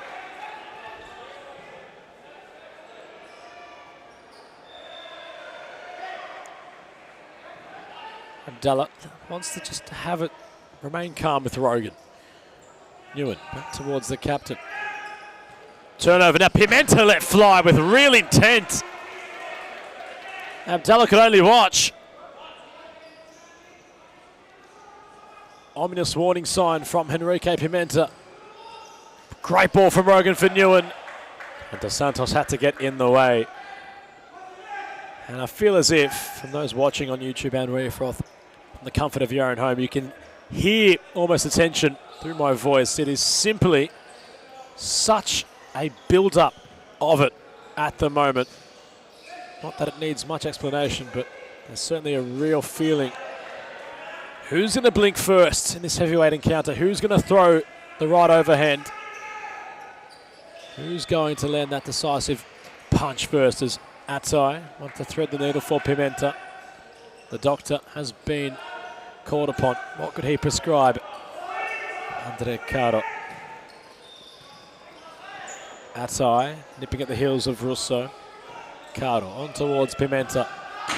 He's got real shape, Enrique Pimenta, and I feel as if tonight, each half chance he might get, he'll simply let fly.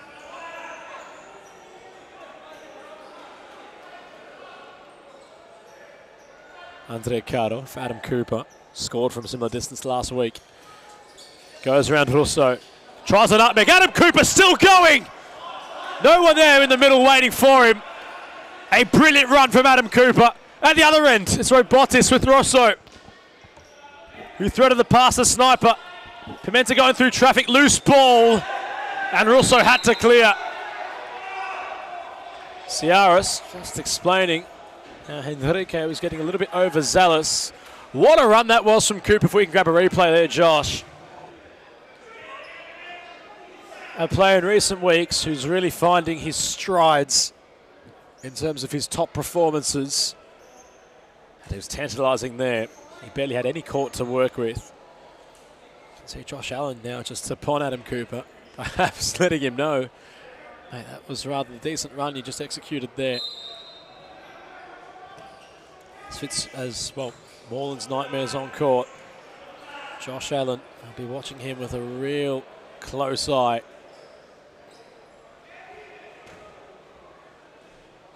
From previous memory, the last real close encounter, which was when the title was still up for debate back in season 1 of 2024, was Josh Allen from the penalty spot to take the 3 points on that occasion. They've done it before, Moreland, in really pushing the envelope against Fitzroy.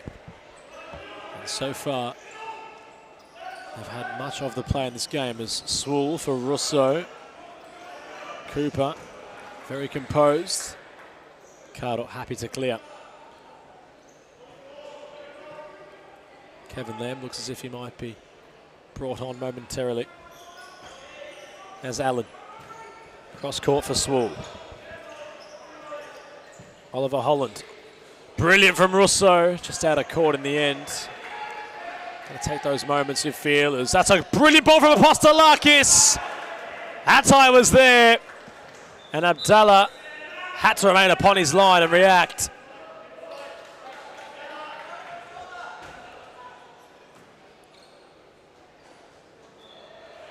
Corner for the Blues. Carter will look to take it. Holland with some movement. Cooper at the back post. Well,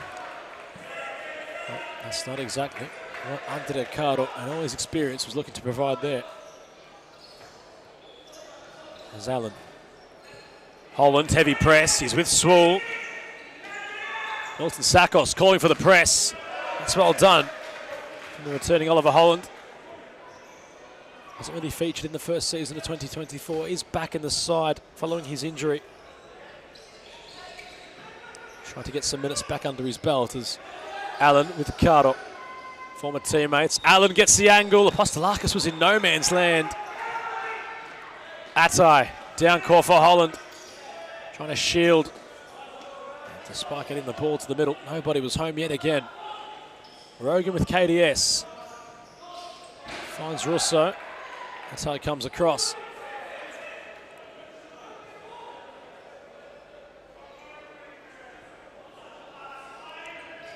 The count not beating Russo. Here's Allen. Holland in the way. Now Rogan. Josh Allen. Back towards Scott Rogan. KDS was there in support. Atai had to loft. Carter couldn't flick away. Now the sniper. Wanted to fire. Just had it skew wide.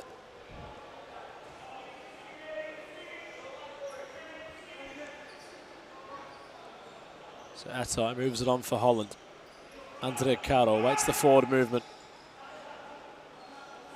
Here's KDS. Captain with Allen. So much poise. There's so much patience on the court at the moment. As Cardot turned it over. Well, and upon the clearance, glad no one in the crowd was hurt from that forceful, aggressive clearance from Cardot. Perhaps he was a bit frustrated in the giveaway. It was rather cheap.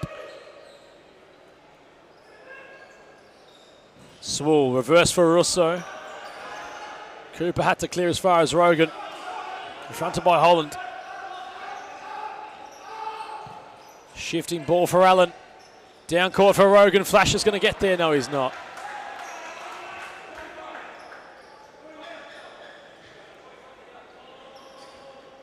KDS just wanting Holland to make some forward movement. More a direct route. KDS wants to go for a run. He gets the measure of Russo.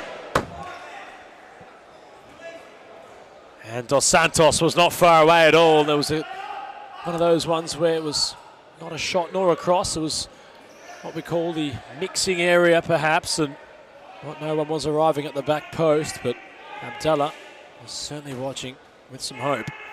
Ada wouldn't find the back of the net as KDS moves it on for Cooper. Andre Caro gets it back from Kevin Dos Santos. Chip ball down court. Allen's got the strength.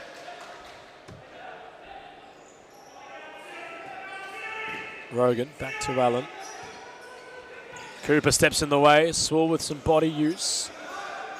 KDS could only get a snapshot away, and Kevin Lamb has been introduced onto court. Milton Sakos with a call to quote-unquote sit on him. Meanwhile, the chance to ride for Swool, and Apostolakis got his angles covered. Lamb now. Back to Swool. Allen trying to get the turn. Apostolakis with a nice save. Christos with his legs gets in the way. Pimenta couldn't force a clearance. It's the Tigers looking to pounce. Holland heads away. Santos with Pimenta, bit of a giveaway. Swool, big save, Christos Apostolakis. Point blank range from Christos. And the man in red flew in midair to plunge it away. The Blues could not get the ball away. And it's great goalkeeping. from quite the renowned Christos Apostolakis. As Pimenta with Rogan, heavy touch. The Blues having the momentum just shift in favour of Fitzroy. Lamb on towards Allen. Now Rogan trying to step inside. Allen awaiting the movement perhaps more centrally. Rogan trying to fizz a pass. An out-swinging ball.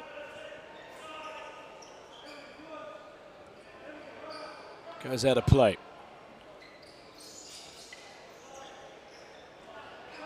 Atai awaiting the forward movement of Pimenta, trying to cause some confusion for Rogan. It'll be his ball despite the protests. Pimenta and Kevin DeSantos. Pimenta wants the Fitzroy players to just step off a little bit. Perhaps arguing it's too close. As turnover from Pimenta, Rogan wanted to roam. And Rome indeed out of real estate with that heavy touch.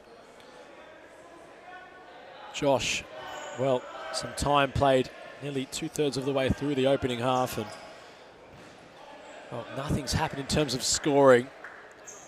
Who's looking like they'll blink first? I couldn't tell you. I really couldn't tell you, Adam. This game, both sides, I'd have to say Fitzroy maybe, just because Apostolakis has pulled off some incredible saves so far, but it really is a chess game, a chess match. It's tactical, and it will be whoever breaks first with a mistake. That's my prediction. It's been so evenly matched so far. Apostolakis has really been the king. As KDS wants to get busy, Michael Newen, and then heavily tipped by those immersed in the competition of men's series futsal, deem him to be one of the best defensive players. There was a moment in which could encompass that. It might be that tackle there as KDS gets it back from Pimenta. Ricochets to the opposite side. Also reinstated for Swool. Pimenta side possession. Cooper let fly. Had it too high. Abdallah looking for Russo. Cushion header. Lamb is there with Apostolakis. Pimenta wanted to calm things down. And Christos has been their saving grace so far. Been influential when called upon. Atai taking the game on, rampaging through. Lamb has that gone out of play? It will definitely now, given it comes off Atai. Rogan trying to find Newen over the top. Atai for KDS, isolated on the flank. Cooper, Atai letting it roll towards his way. It's within his jurisdiction. Here goes Adam Cooper, gets the corner. He's feeling it tonight. Until each time he's near the ball, he just has such intent to take on and beat his man. As Pimenta from KDS trying to go around Newen. It's well done from the Tiger to compact the space and force the turnover in play. Tell you what, Adam, this looks like a rejuvenated Adam Cooper. I haven't seen him play with this much intent in a very long time. Something in his step, isn't there, Josh? If that goal last week he scored is an encompassment of that. Perhaps a tail. Meanwhile, KDS let fly, and the captain had a lot of time, perhaps, to really judge how to get around the MVP of last season, Mazen Abdallah. His long throw, Atai cuts it off. The Santos for the rejuvenated Adam Cooper, as deemed by Josh Fusco. Well, nearly a case of commentator's curse, bit of a stumble. Brilliant ball from Cooper. Pimenta is there, and it's a brilliant save by Mazen Abdallah. Initially, it looked as if the ball was going to hit the keeper's chest. It managed to curl and sit up perfectly. And Abdallah was equal to the task. He throws for Newen. It's opening up now.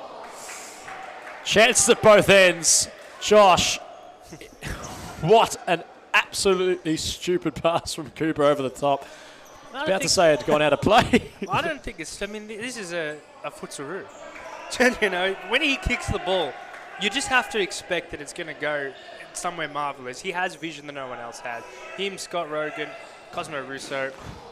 These players are different. Arte Ibrahim, I think, will be instrumental for Moreland today. But what I will say, Moreland have had an abundance of shots, a plethora of shots on that net, and they haven't converted yet. Really, if they're going to win this game, they need to turn up those percentages. They have to hit the target more. Timeout was called by Gabriel Zabas, so look to set up from this corner. We might not cross to a timeout as we usually do on our commentary end and our broadcast. Josh, the question would be now, from this corner, would you look to have the likes of Robotis perhaps at the back post to cause Christos Apostolakis some issues in the air? Would that be perhaps a setup from Jimmy Soufis at the moment, or would they look for something different perhaps? I couldn't tell you what Jimmy Soufis is planning. He's just a guru of this sport, one of the best. He has an answer for everything, and I don't know. You know, he could pull out anything from his bag of tricks. But certainly they have an abundance of plays, and I'm sure Moreland know that you know, any corner they give away, particularly when he calls a timeout, it's a danger zone. I wouldn't be surprised if they score here. In terms of Moreland's side this evening, no Robson de Souza, player whom has scored in this fixture in previous seasons. Their firepower would have to rely, of course, upon the likes of Pimenta, KDS, dare I say Adam Cooper if he progresses further up the court. Is that who you'd put the reliance upon for the goals this evening for Moreland? Wow, that's a big question. That's a big... they have so many... I would say Arte Ibrahim and Adam Cooper are the two stars, but Dos Santos is also someone who can work with Magic. You just don't know. Again, this is a game that's unpredictable. This is a game where anything can happen. I don't know how you feel in the bunker, but certainly being up here on commentary, there's such an energy. Not that I like using that word, nor am I a ghost hunter, but there's a feeling in the air tonight in Thomastown, and, well, there's so much anticipation in this contest. It all is now immersed in this corner, rather. That Scott Rogan stands behind. Allen tried the reverse across the face of goal. We'll have to dissect the performance of Christos Apostolakis, how that might change. So far in this first half, though, he has been an absolute unit in goal. As KDS confronted by Russo. Just a step inside. Pimenta. Chip ball for KDS. Idea, well, in all fairness, wasn't the brightest.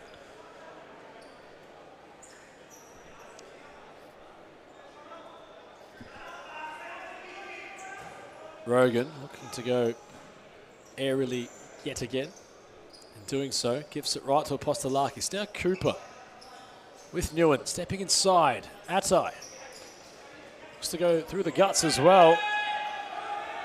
More than one a free kick. Whoa! Play stopped momentarily. That's bad from the refs there.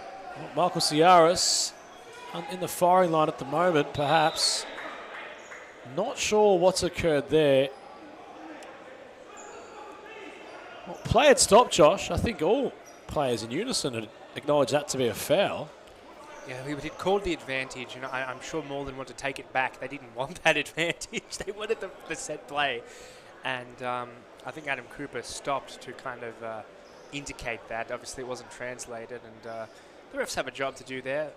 Unfortunately, miscommunication. Not the end of the world. Perhaps also feeling the tension. Both Michael Ciaras and Ben on the touchlines at the moment as the referees. It's a feeling in which is foreign, in all honesty. It basically all comes down to this. Not that it needs any more reassurance, but Josh, when you get a moment, walk outside here and really just get a gauge to really describe to those watching at home how it feels at the moment. It certainly is tense as Atai got a foot onto it. Abdallah asking questions. Ibrahim not far at all.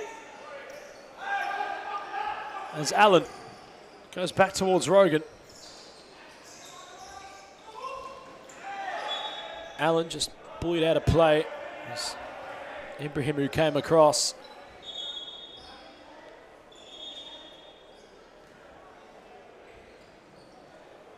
What can the doctor prescribe? What can he bring to the table? It's KDS trying to go around Robotis. Trying to get his shot right was Kevin Dos Santos. Abdullah has been called upon in his own right. Not to take the limelight away from Apostolakis at the other end. As Swool lofts, Apostolakis at the back. That was poised for the camera, Josh. Well, nearly the live stream cutting out momentarily as we, if that ball was to strike the camera. Russo on towards Allen.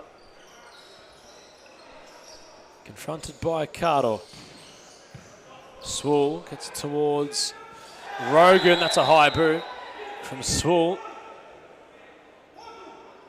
And as much as it's tense, Josh, another point I bang on about is the admiration between both these sides, the respect they both have for each other. It's a refreshing change of pace, it must be said. You think of rivalries in sport and how it's always filled on animosity.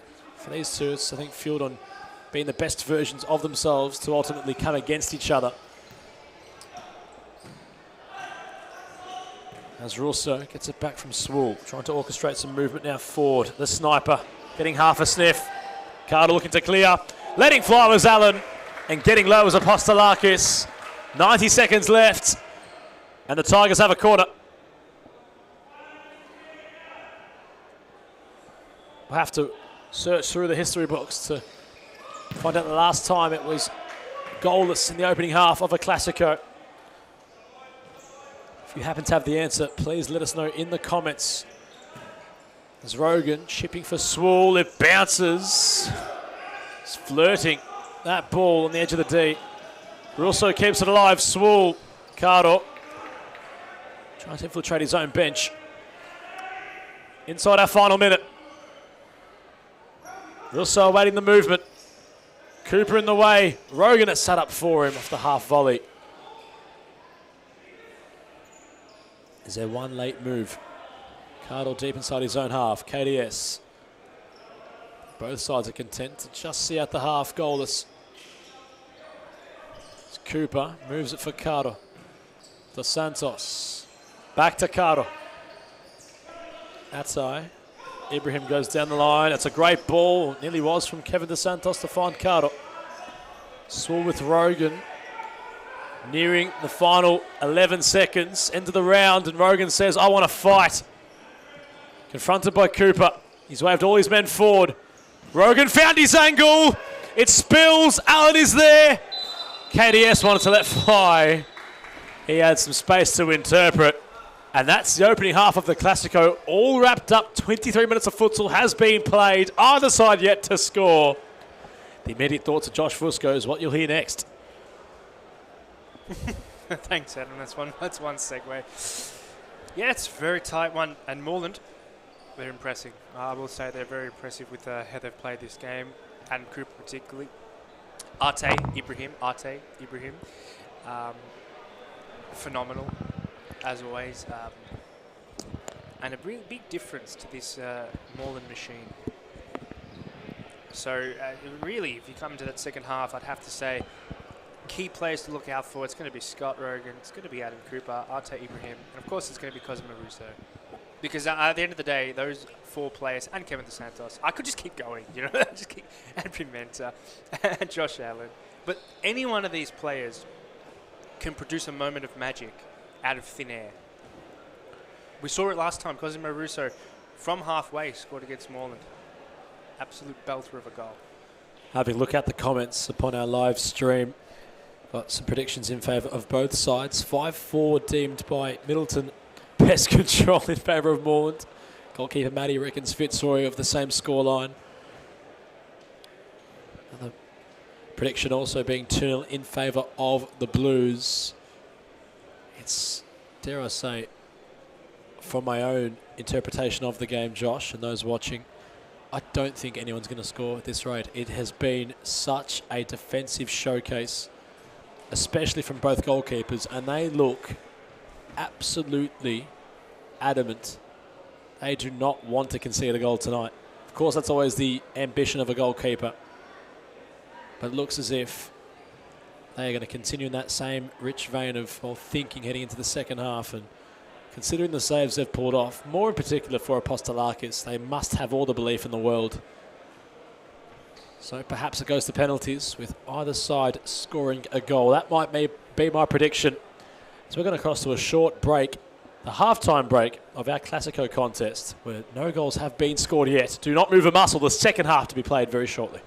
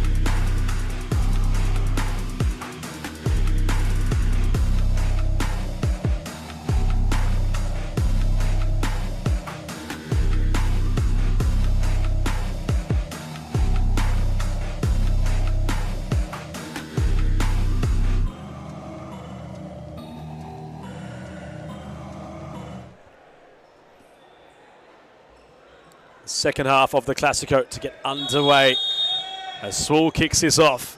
The Tigers having possession following the kickoff. All eyes gleaming upon the court at the moment as Allen dances around Pimenta. Rogan trying to unlock Swool. Scott Rogan has been trying to play that provocative pass, force that issue. On each occasion, just perhaps thinking that the pass he's providing, he's going to latch onto. His teammates can't be as quick as him. As Cooper, Pimenta is there, got his feet right. Abdallah was in the way. It's a positive start from the Blues. Atoll rekindle with his keeper. Here's Cardo. Side step towards Ibrahim. Down court was Pimenta. Trying to be evasive around Swool. As that background is a real defender, versatile defender.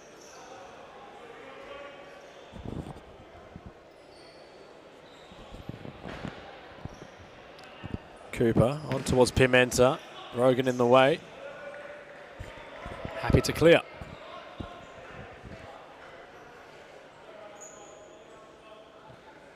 Ibrahim moves it on. Here's Cooper. These heavyweights really assessing each other. Not exactly blinking yet as Ibrahim cross court. Cooper stepping inside of Allen. Press was there for a moment. Cardo's deep. Abdallah came out and held his feet. Corey Swool gets the beating of Ibrahim, but not Pimenta, who wanted the foul. He's charging. Enrique Pimenta was going on a journey. Rogan adamant that there was no touch. But a free kick will be called. The dead ball opportunity is on the horizon for the Blues. Let's watch this back in time. Oh, Pimenta earned his own ball and went for an absolute journey. Josh, how did you interpret that? Was obviously there was adequate connection made, which called back for the foul. Looking at, the refs made their mind up. They had their view. Nothing's going to change from it. What's important now is Moreland have a serious opportunity to work something from this set play, and I think if I can't see at the moment, but you can. Is that Adam Cooper? Who else would it be, Josh? Well, I'd be scared. Who else could it be? If I was in goal. Mazen Abdallah has organised the wall in particular order as Cooper head down gets to work. Adam Cooper. Wow. Shot of the mid grip of the Mad Cat, who is definitely feeling it at the moment. A lot of tape upon his right hand. And he might just be feeling worse for it at the moment. You can see him just glancing across towards his Pimenta. Abdallah thought about it. Well, we're not going to see it yet as Rogan. Swool. Russo is there. Cardo in the way. Postelakis yet again. Just getting in the way. He knows the Tigers rather well. Great positioning. Swool wasn't going to go for goal. He was looking for the pass across the face for the tap-in. Postelakis knew exactly what was going on. He read it like a book. As Swool with Cardo. Allen is there. Cooper had to slide.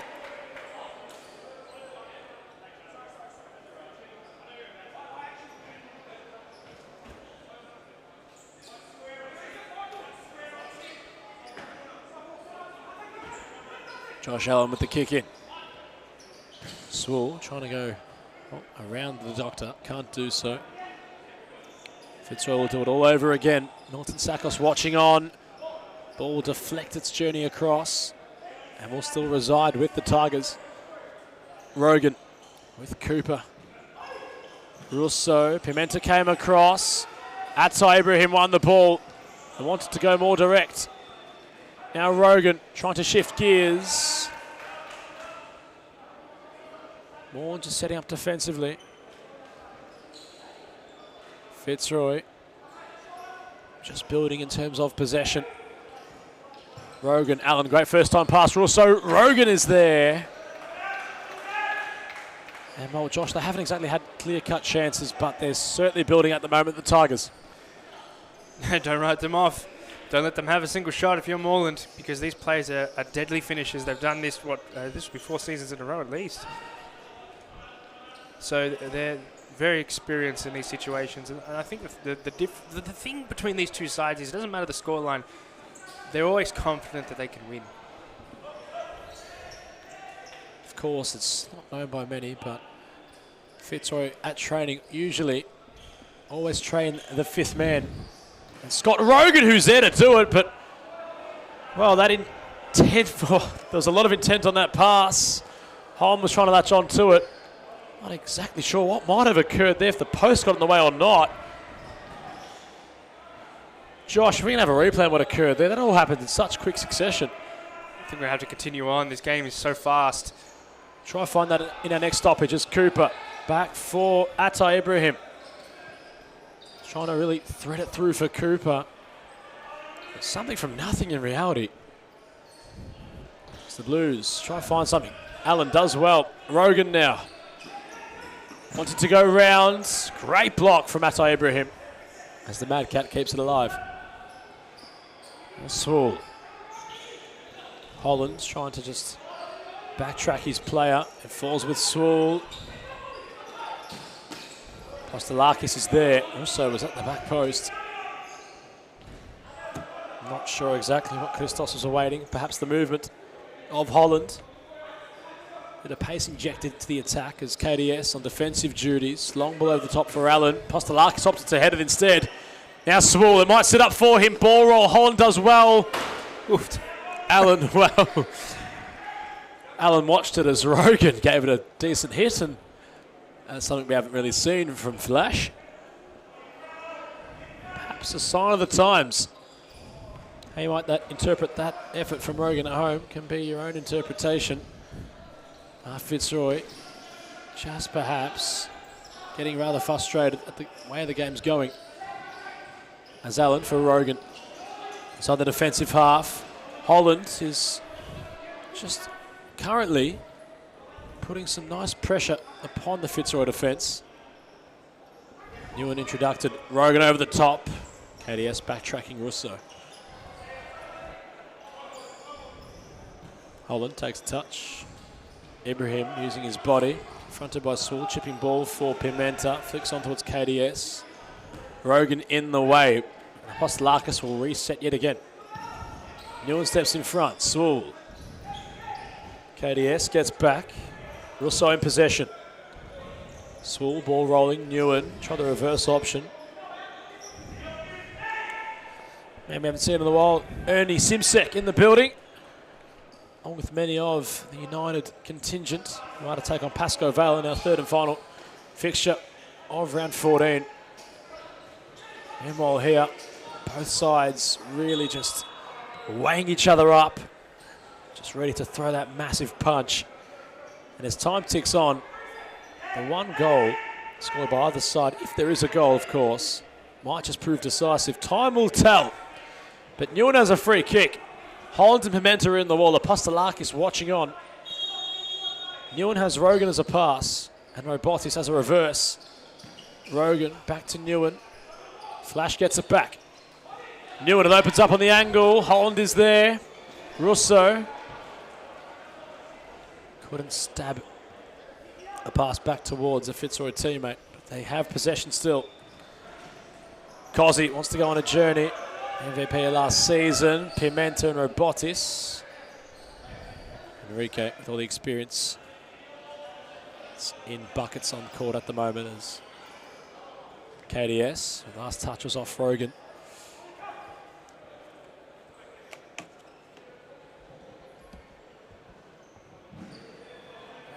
Northern Sakos just wanting more movement to be fluent. That's been the gesture from the manager on his touchline. Ibrahim for Pimenta. It's been lively tonight. He let fly. He put his head down and got to work. Abdallah had to be certain. The Blues have a corner. Pimenta has had that sort of air about him this evening. He's not going to really wonder. He wants to let fly at any opportunity he might get. Must respect that from him. Holland had the ball rolling. It's a chip giveaway in a game like this.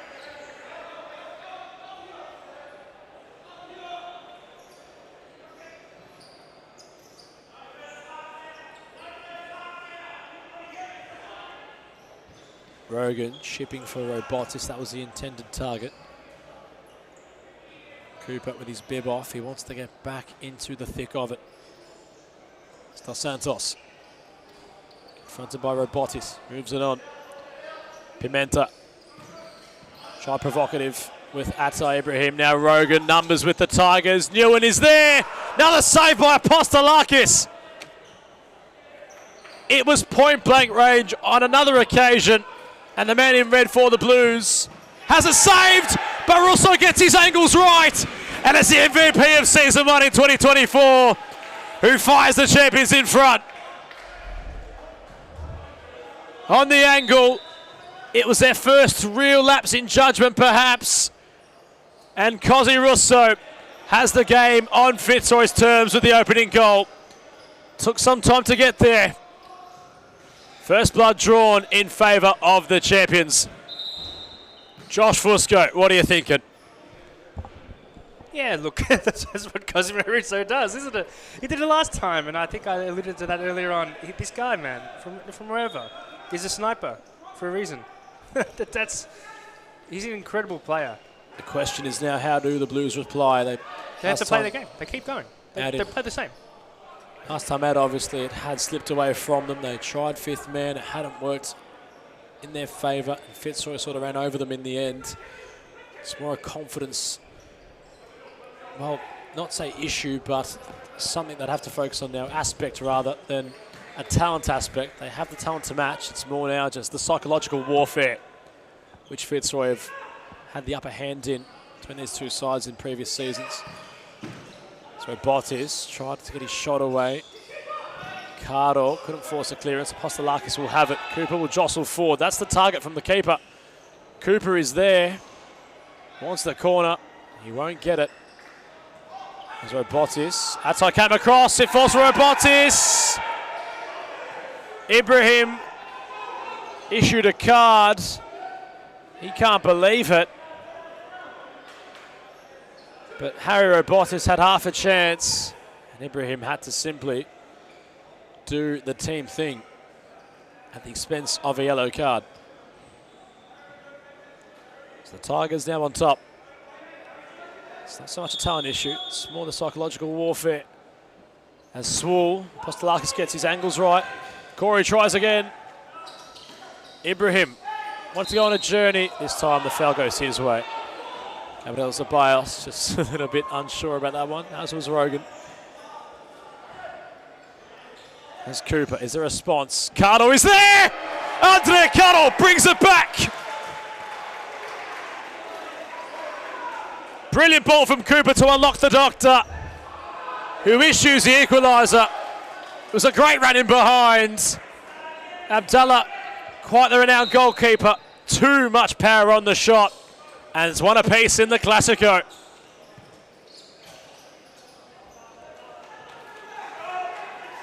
Well, Josh, in terms of talent, both sides have it in abundance.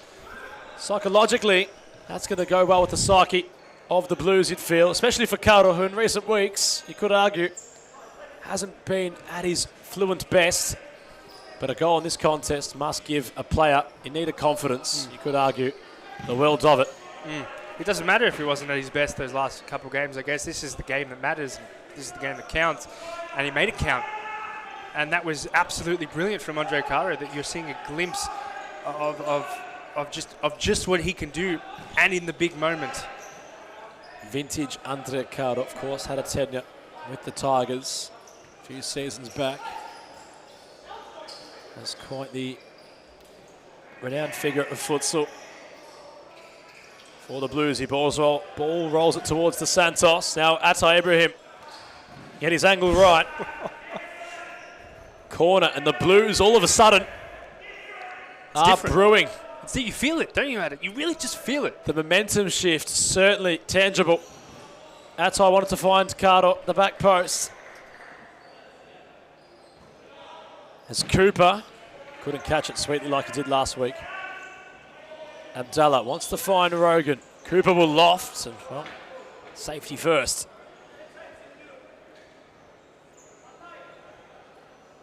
And dare I say, it's rather fitting that both these sides are on level terms. It's been that even. They're hard to separate.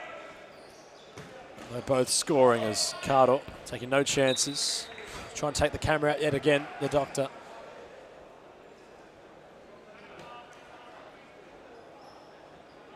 It's really a question of who can be a match winner. Of course, as time ticks on, it's going to be difficult for a response from either side if they are to concede a goal. Cardo taking no chances. He's no nonsense in terms of his defensive output, Cardo. Symbolised in his clearances. So he sends it for the roof. Newen on the dead ball. Swool. With Attai stepping inside, Ibrahim does well, wins on that occasion. The two big colossuses collide. Very similar in playing styles, both Attai Ibrahim and Corey Swool. Nice match-up individually as Cooper tries something on the angle. Gets to the corner. Is this the moment? Another opportunity, perhaps for the Blues. Cooper couldn't really find a teammate. It was an intervention that came across from Fitzroy. Cooper will do it all over again. Here's Cardo. KDS with Corey Swool. Dos Santos, patient, threads the needle. Ibrahim turning. Starting to storm. Now the Blues, can they inflict something tangible upon the scoreboard? Attai the back post was Cardo, and Ibrahim nearly picked him out.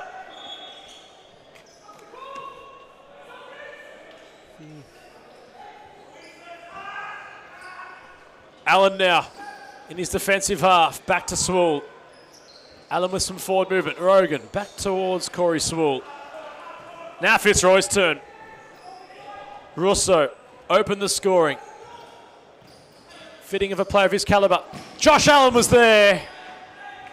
Postolakis got his angles right. Perhaps predicted that Allen was going to try his near post rather than the far one.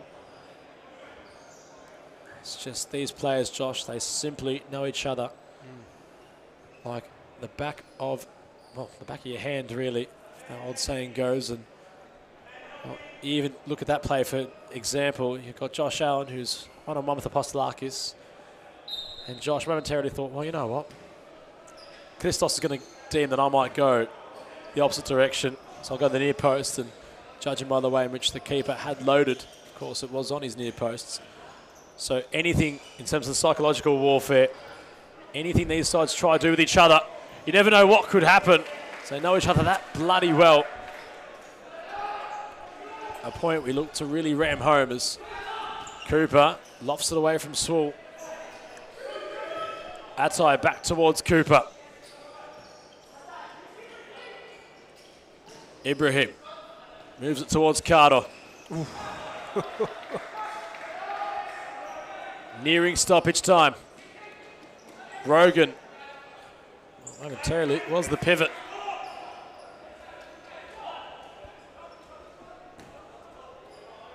Dos Santos wants to lurk forward. Allen, you could say, has been quiet. Cooper. Atai the target. Ibrahim, can he get his foot onto it? Abdullah will command the ball. Allen's touch will be heavy. Oh, Josh, dare I say, next goal wins this. It simply feels like it. If there even is a goal. I mean, this has been one of the best Classicos in a very long time. It is absolutely breathtaking. It's really hard to articulate adequately. In all honesty, there is such a tension in the building as Pimenta let it go low. Abdallah will claim. We're in stoppage time. Russo on towards Rogan. You simply cannot blink in a contest like this, which is such at a stalemate at the moment. Russo has it roll out of play. And dare I say, the tide is just shifting in favour of the Blues. Well, they still have to score. That's the hard part. Both two just quality keepers, and I'd argue that it's been a battle of the keepers. Christos Apostolakis could be played the match. Adam Cooper breaks a tackle. Still going is Adam Cooper! Oh my God. And the Blues hit the front with 4 minutes and 10 seconds left. Rampaging was Adam Cooper. And with some reward, the Blues hit the front. Russo barnstormed to get the ball away. Newell was desperate. Abdullah was diving. Cooper was celebrating. And Milton Sakos and company are 4 minutes and 10 seconds away from a famous victory. How can the champions respond? Dos Santos getting in the way. That's a win there for Maund on that occasion. Wow. Just stopping the players. Milton Sakos calls for timeout. You cannot blink nor write a script like this. We're going to cross to a short timeout break to just get some composure and have a break from all the tension that we're witnessing on our court at the moment. The Blues in front with 4 minutes left. Do not move away from your screen.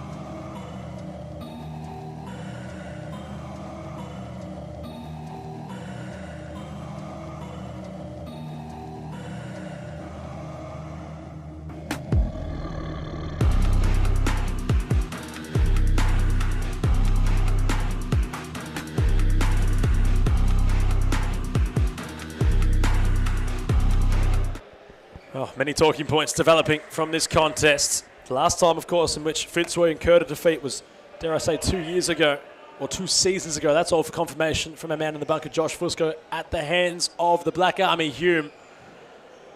Josh, can Morn do it? They're in prime position at the moment. It's Fitzroy. I mean, even when they're down, we saw these guys come back 3-0 down from Pascaval, but this is obviously no Pascaval. 4 minutes to go. This game's not over, and if they don't play with all intensity more, then they could let this slip away too. But that was just a beautiful goal from Adam Cooper. That's why he's one of the best players in the league. As Pimenta had to go for a slide. Josh Allen trying to get busy. And there's too many factors, of course, that you cannot count out with the Tigers. Considering the likes of Josh Allen, although he hasn't really been busy this evening, doesn't really need the opportunity. A quarter of a chance will be enough for Fitzroy's number 2.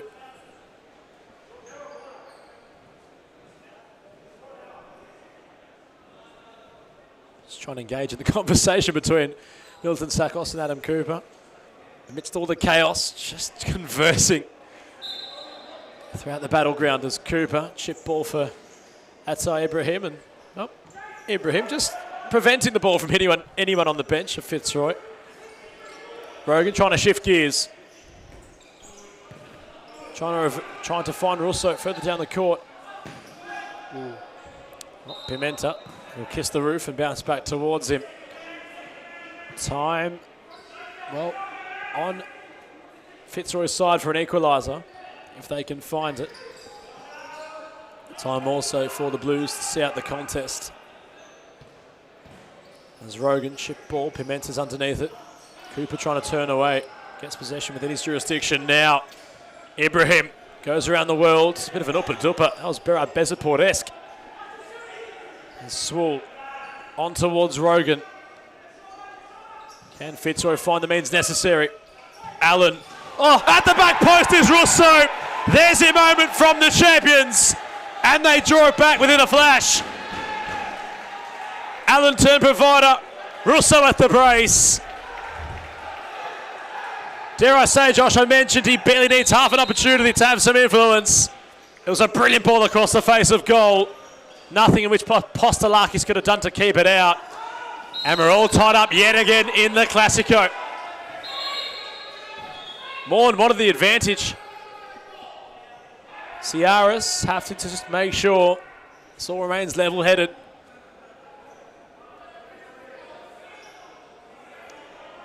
Adam Cooper is going to have one of those infamous long run-ups yet again. His sights will be to test Mazen Abdallah. Ibrahim acting as a block almost. Allen standing very firmly in front of Adam Cooper. Cooper not bothered about the man in front of him. As Cooper gives it a real bang! And Adam Cooper takes the roof off! Wonderful from Adam Cooper! From the dead ball! He puts Morns in front! With 3 minutes left on the clock! Stupendous scenes in Thomastown, Josh Fusco! Wow. And I can't, Adam. That's actually what I can't swear. I'm not allowed to swear. Rogan's got the kid on Josh. Apostolakis has gone over the top. Oh. He's hit the bar. What are we witnessing? Apostolakis nearly reached for the sky. 3 minutes left on the clock. Swool. Russo is there. Rogan has the red-orange goalkeeper kit on. Apostolakis nearly scored inside his own D. The champions putting their chips on the table. They've gone all in. Time valuable. You can't blink, you'll miss it. Allen reverse pass. Russo was there. Cozzy nearly. Abdallah reinstated. Clock ticking down. Ball for Carter. Wants to keep it in the corner. That's out of play. Abdallah quickly off. Ciaras amidst all the action. Rogan with the goalkeeper kit on yet again. Swool will carry forward. I'm still trying to relive the moment from Adam Cooper. What a fantastic goal. The stadium, for a meantime, you cannot hear a pin drop. My voice echoing throughout the proceedings of it.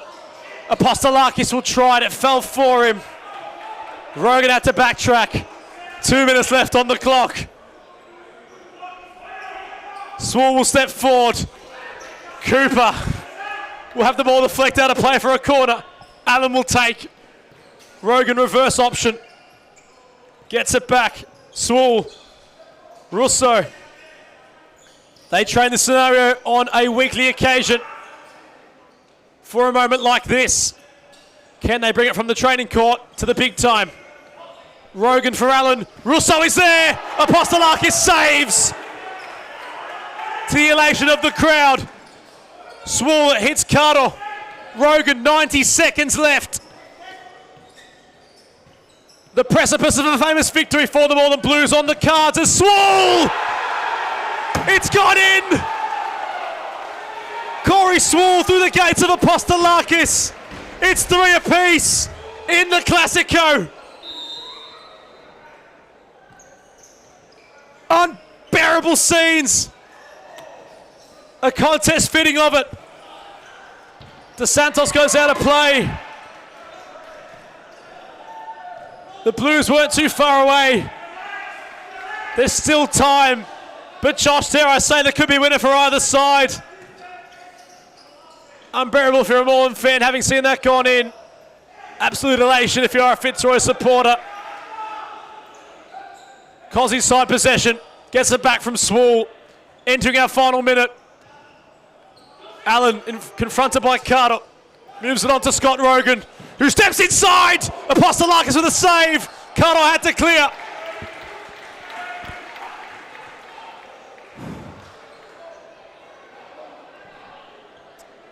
This place is rocking.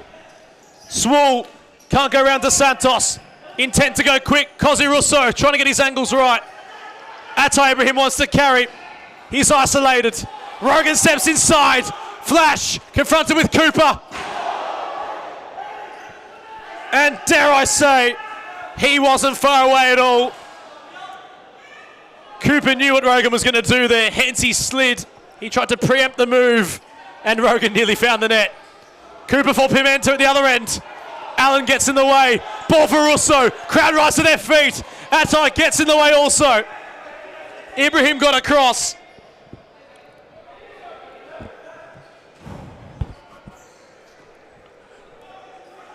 Ball remains with Cozzy Russo. 27 seconds left on the clock.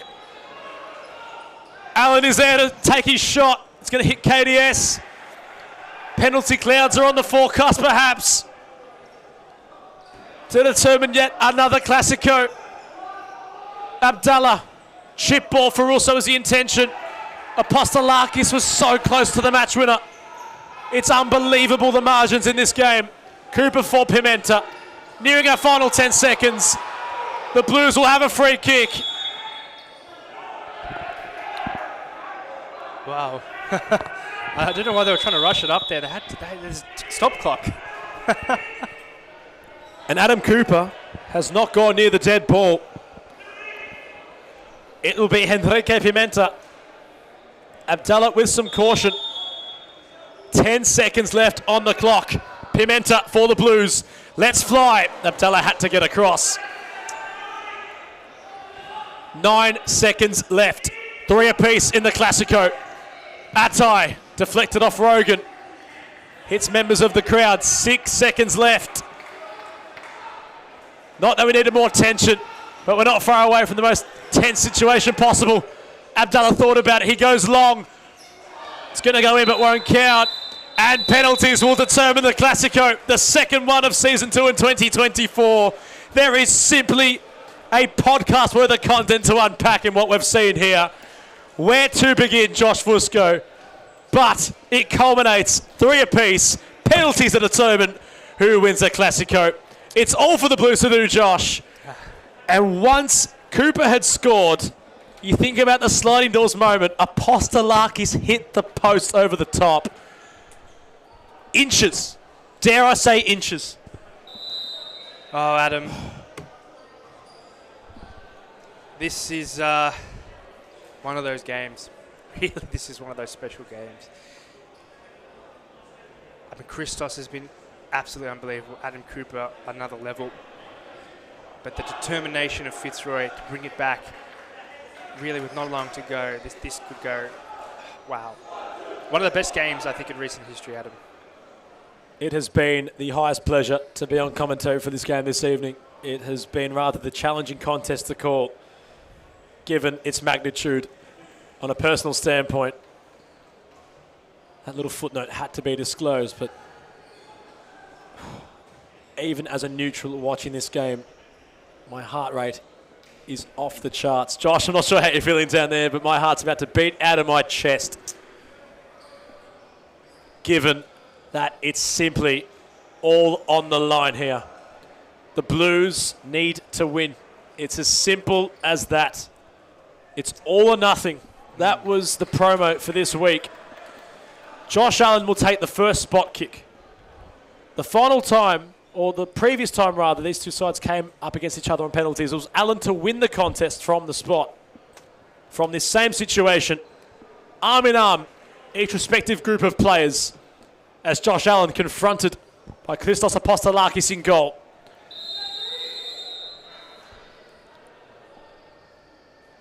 Allen steps up and converts. Apostolakis hadn't blinked first. Perhaps thinking that Allen was going to go for placement. And dare I say, it was the same way he scored in the previous penalty shootout. Fitzroy first blood. The reliance now upon Adam Cooper. Scored an outrageous strike. It's been 2 in successive weeks. The dead ball against Abdallah. Hazard denied. The keeper gets his angles right. Advantage with the Tigers. And Futsal Corey Sewell will step up to the plate. An emphasis on Apostolakis. What can he provide? As Sewell has it hit the chest of Apostolakis. And now Enrique Pimenta. Can he draw the Blues level? This is a big kick, Josh. This is a kick of the highest magnitude, you feel. And it falls upon the boot of Enrique Pimenta, who's up against Abdallah. How's your bottle? Pimenta gets to work and puts it beyond Abdallah, and it's one apiece in the shootout. Ice in the veins of Enrique Pimenta. And now the obligation with their captain, Scott Rogan. The futsal in his own right.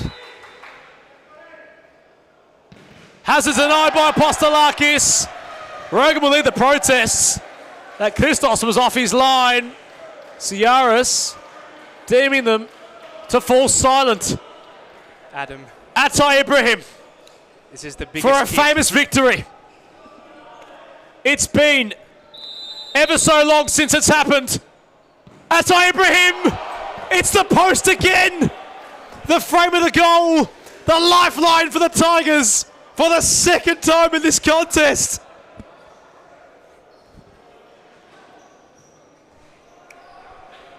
Jaws have hit the floor. People in the stands on their feet. It's Newen. Josh, is this for sudden death for the game? Well, he needs to score to give them the advantage. For the advantage in sudden death. Newen against Apostolakis. And he scores!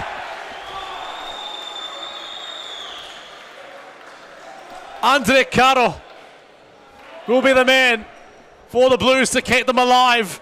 How quickly the narrative has changed. Milton Sakos can bear to watch. What can the doctor issue here? Abdallah playing mind games perhaps. There's a bit of a tiff momentarily between these two in the second half. Andre Caro to keep the dream alive. Steps up and puts it wide. And it's Fitzroy who prevail. in a game for the ages. It's the Tigers who take home the points. Narrow margins, the closest of margins, but it's all definitive. And it's the full-time result. It was 3 goals apiece, but on penalties, the Tigers prevail in a Classico for the ages. Josh Fusco, where do we even start? I don't know how to unpack that game. That is one of the best games, I think, in so long. Fitzroy just show why they're the champions and why they're so difficult. No matter what position they're in, they always find a way to come back. It really did feel like Adam Cooper was on another level, Christos Apostolakis was on another level, but in the end, Fitzroy still prevailed. We're going to cross to a short, timeout break to grab our post-match player of the match interview. I have to get some composure. I can barely regain my breath after that exhilarating contest. Kozi Russo's come across. We'll have a chat shortly with our man of the match.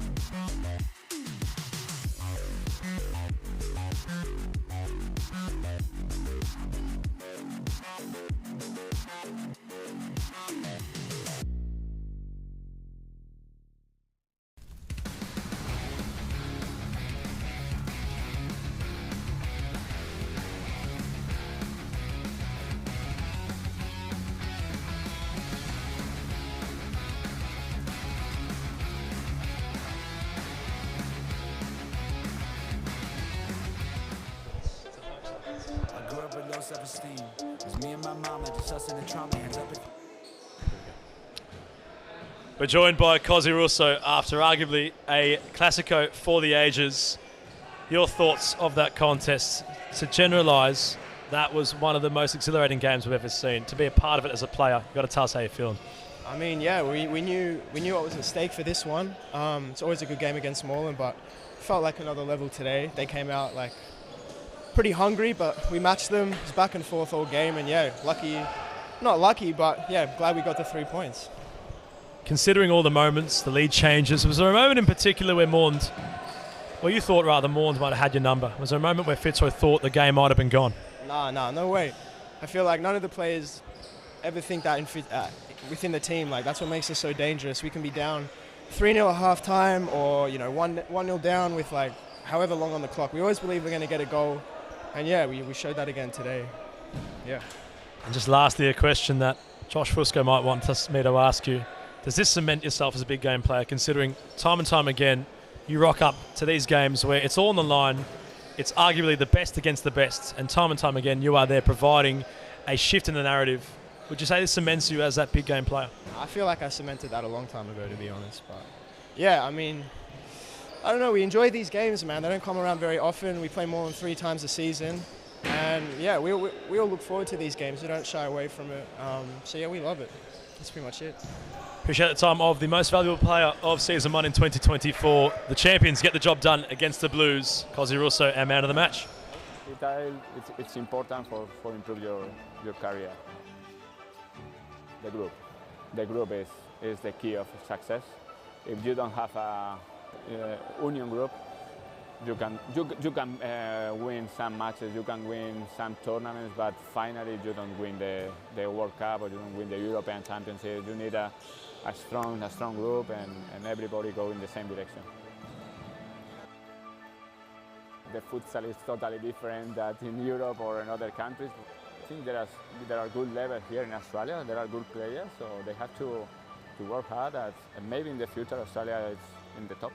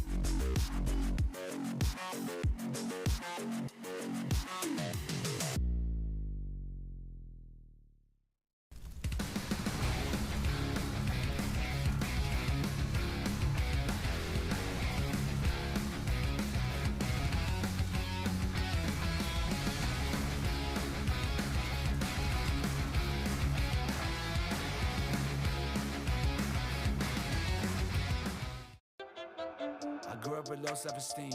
Was me and my mama, just us in the trauma. Hands up if you know what I mean. I see you, I feel you. I want you to know that you're not alone. I know what it's like not to have a home. Feel like I live in the end zone. I'm the one leading the drives. The crew riding round in a Benzo. Red I'm in charge of my own fate. Left the excuses behind. Now I'm the illest violinist alive. I took the pain and I thrive, but look at me now.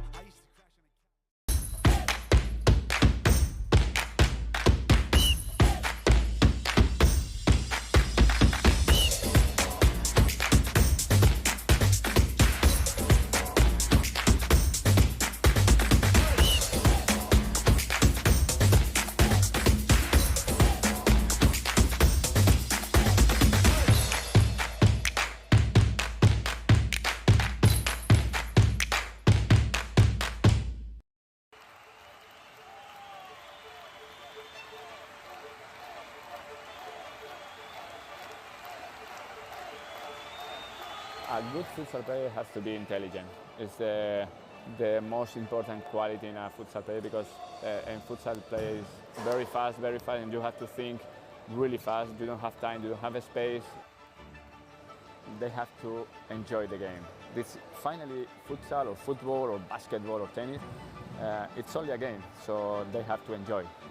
If they don't enjoy the game, they don't improve. No? They know that we know as coaches that every day is good for improving your level, so you have to work hard every day. It's detail, it's important for improve your career. The group is the key of success. If you don't have a union group, you can win some matches, you can win some tournaments, but finally you don't win the World Cup or you don't win the European Championship. You need a strong group and everybody go in the same direction. The futsal is totally different than in Europe or in other countries. I think there are good levels here in Australia. There are good players, so they have to work hard. And maybe in the future Australia is in the top.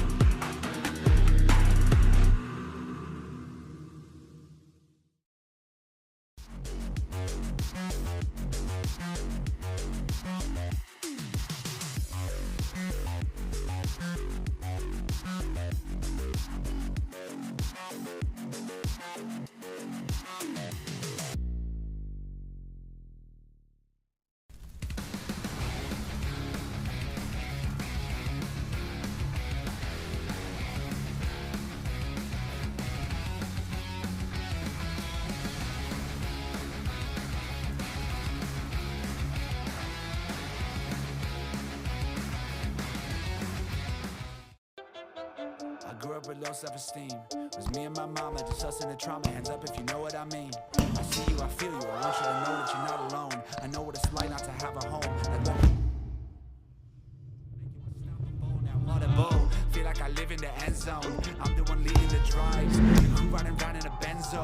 Red I'm in charge of my own fate.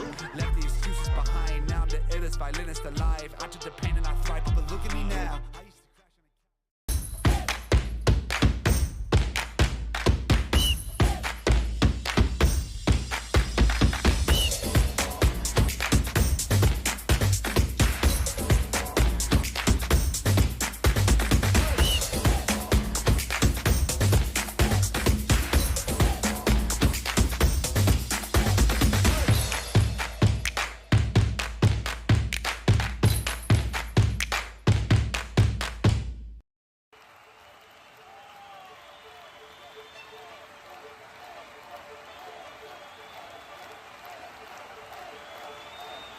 A good futsal player has to be intelligent.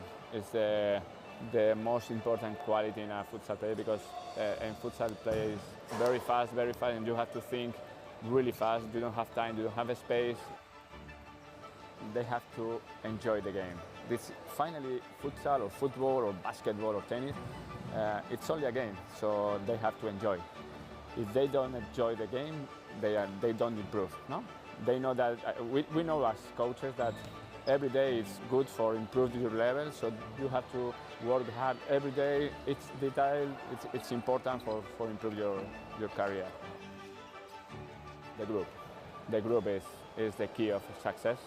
If you don't have a union group, you can win some matches, you can win some tournaments, but finally you don't win the World Cup or you don't win the European Championship. You need a strong group and everybody go in the same direction. The futsal is totally different than in Europe or in other countries. I think there are good levels here in Australia. There are good players, so they have to work hard.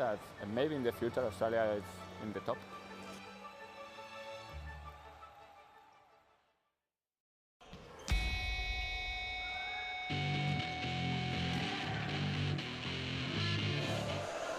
And just like that, we're at the third and final fixture of round 14. The Classico, a one for the ages, just wrapped up with the champions taking all 3 points and arguably the title, their 5th one in succession upon the culmination of that contest. As Pascoe Vale lock horns with Western United. Back on court, they had the spell last week. Alison Lima also back on court himself, having served a lengthy suspension at the hands of what happened against Tyrion. For Maurizio Novak and his side, no Javaro Nepomuceno, of course, he has transferred clubs with, well, a bit of a personnel change, not too heavy, but rather a few different players on court. A yellow card issued very early on. The Raging Bull coming across to have a chat.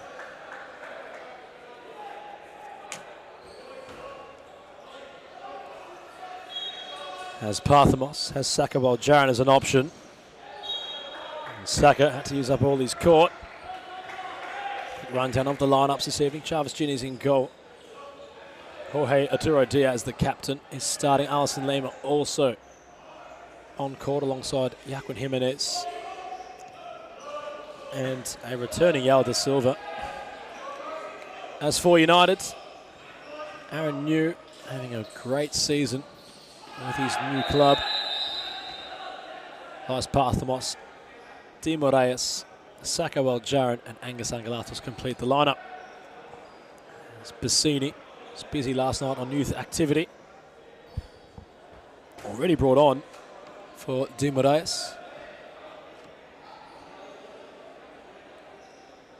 who's really moulding into that player-manager type role. United and Pascoe Vale, in terms of their current ladder positions, looking to finish inside the top half, obviously. Trying to cement themselves out of the playoffs. an onus more, of course, on United rather than Pascoe Vale. United enjoying third place. Pascoe Vale it's been a season, definitely, but it's more one of sliding doors moments, perhaps. They've been competitive in some games in which many thought they might not have been. Emphatic against others, but in reality, 4 wins, 8 losses, and 12 games played. United's run of the mill, 6 games won, 5 lost after 11 matches of futsal. In their 12th outing, a win here would give them a 6-point buffer against Pascoe Vale in 4th place, whom of course have the spell, as the playoffs are really what's becoming the competition's talking point. The champions running away with the lead at the top of the table. Although anything can still happen, of course, not to be pessimistic upon what others in the competition can provide. But it's out of Moreland's hands for now. I have to hope that Fitzroy drop a couple of games. And that goal difference also goes on Moreland's side. Even on the head-to-head, if you argue, it's all in favour of Fitzroy, who are storming in on a 5th consecutive title, in their 11th in club history in the top flight of futsal across Australia. Zangalatos, it opens up for him. The frame of the goal tonight must have the Moz on it, considering how much influence that goal frame, in particular with Jarvis Gin, stands behind right now, how much action it's had. As the Raging Bull latches on to a nice Yaquin Jimenez incisive pass. Now Parthamos trying to get busy. Clubs Cup action during the week, saw him on the score sheet twice. Could argue the Cannon has been rather underwhelming this season. Of course, it is a long year, a lot of futsal to play, and form can fluctuate. Commissioner Joe is having a stroll. We might try and grab him to come up here on commentary and have a chat. That's, of course, if he's keen. He looks like he's beelining towards the back section.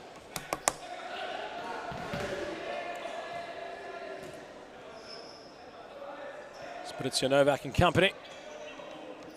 A win here for them, of course. We'll have them tied up on equal points with Western United, and actually would put them in 3rd place on score difference. Western City kicked off this evening, and well, in terms of the relegation battle for that automatic 7th position, they simply had to win tonight. 6-point turnaround. It's gone the other way for them. Our man Joe, we need to get your thoughts upon what we just saw. Whoa. In a Classico for the ages. Yeah, look, this is the reason why we've been why we're here at this type of games. I had to run to come here. Sorry, that's why I'm panting, and I think we all having a bit of fever, flu, all of it, you know. So give me a minute. Aren New had to really stretch, and well, Joe, I feel as if we share the same sort of feeling at the moment in terms of being a little bit crook under the weather. The weather in Melbourne in particular has caused for a bit of that to occur, but there was everything hot about the game we just saw. Fever through the roof, you might argue. The temperature off the gauge. That was one of the best games of futsal, dare I say, I've had any involvement in terms of a commentary standpoint. Yeah, no, definitely I agree with you. You know, watching, looking at the crowd, obviously we had a full house today. We saw a lot of kids coming from the junior league at Futsalos, you know, watching us, so getting some motivation to go on and enjoy the game. But that was a game indeed for the ages, and I think it will be one of the games that we'll remember forever. What does it mean for the league? Unfortunately, hopefully not the end. But yes, that will probably look for the first time, because usually what happens is when a team wins, their players are guaranteed to get man of the match. But for the first time, even though Moreland lost, Cooper still got man of the match, which I think is fair. I think it's the right thing to do. It doesn't always go to the team that, you know, won. Because sometimes there are players that will just, you know, tap in 3 goals and they get man of the match. They don't really do anything. But Cooper was outstanding. It was just phenomenal. And those 2 goals he scored, I bet you one of them is definitely going to make it to Team of the Week. I don't know if Josh is hearing this, but perhaps we can have 2 goal of the week, because the free kick and then that goal getting a nutmeg on, I think it was Josh, and then going around Michael Nguyen and then scoring, that was phenomenal. And unfortunately, in terms of the league, not so great, but again, it was good for us to experience. And I always tell people, you can somehow never write Fitzroy off. You cannot write them off. You might think you've won the game, but even with 10 seconds to go, they'll still somehow find a way. What do you think we have to do to stop them?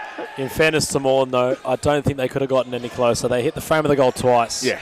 From the shootout, from Apostolakis over the top when they were already leading by a goal.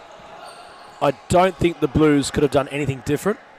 I felt as if they played the game plan to perfection.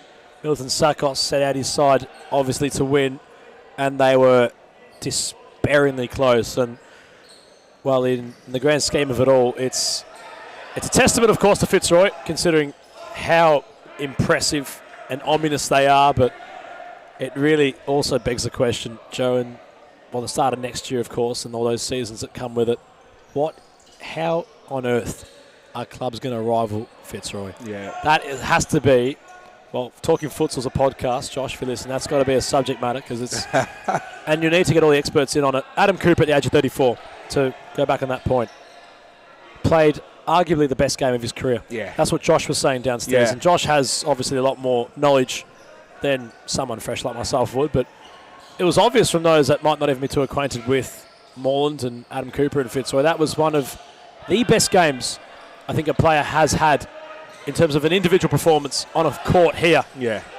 of all time. Meanwhile, while Jaron bearing down, went the unselfish option. And there it is for Western United. And it simply had to be Jerry Angelatos, the younger brother, dare I say, of Angus, to open the score in Jarvis out the equation. Might have to just quickly, not to be too concerned about, well, what was one of the best games in recent history, and focus on what's happening here, but, well, bit of a tumble. Nah. With, yellow card. The referees have gone a bit wild with the yellow card already. Obviously, we saw the 2 boys with Arturo and Elias.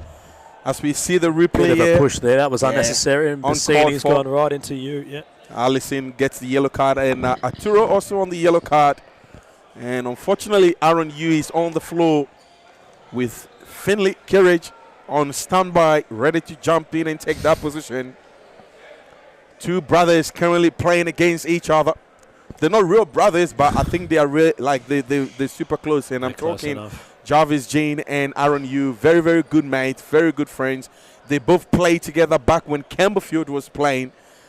Jarvis is probably one of the keepers that has usually been underlooked in recent seasons. So when Aaron Yu had the opportunity in Campbellfield to bring him, he brought him along and he gave him some few more experience. Of course, the following season, he decided to ply his trade with the then championship side, Pascoville, and they went on that beautiful undefeated run, eventually getting themselves here at the Series Futsal Arena with a lot of hopes and dreams, a lot of noises from the Pasco with players signing almost every good player they can lay their hands on, and with a lot of promises that they were going to challenge for this lead, they were going to challenge for this cup. They were, in fact, going to beat Fitzroy and Moreland. And unfortunately, here they find themselves perhaps not the best position they can find themselves. Oh, my days, Aaron Yu with a save. Oh, my days, Adam. How has he missed that? Or should I say, how has Aaron Yu saved that? You can then see the man with the shot, Yada Silva, just applauding Aaron Yu for getting across. It was a gift from Angelatos, but that's going to be Save of the Week, perhaps, if that's part of our new social media column.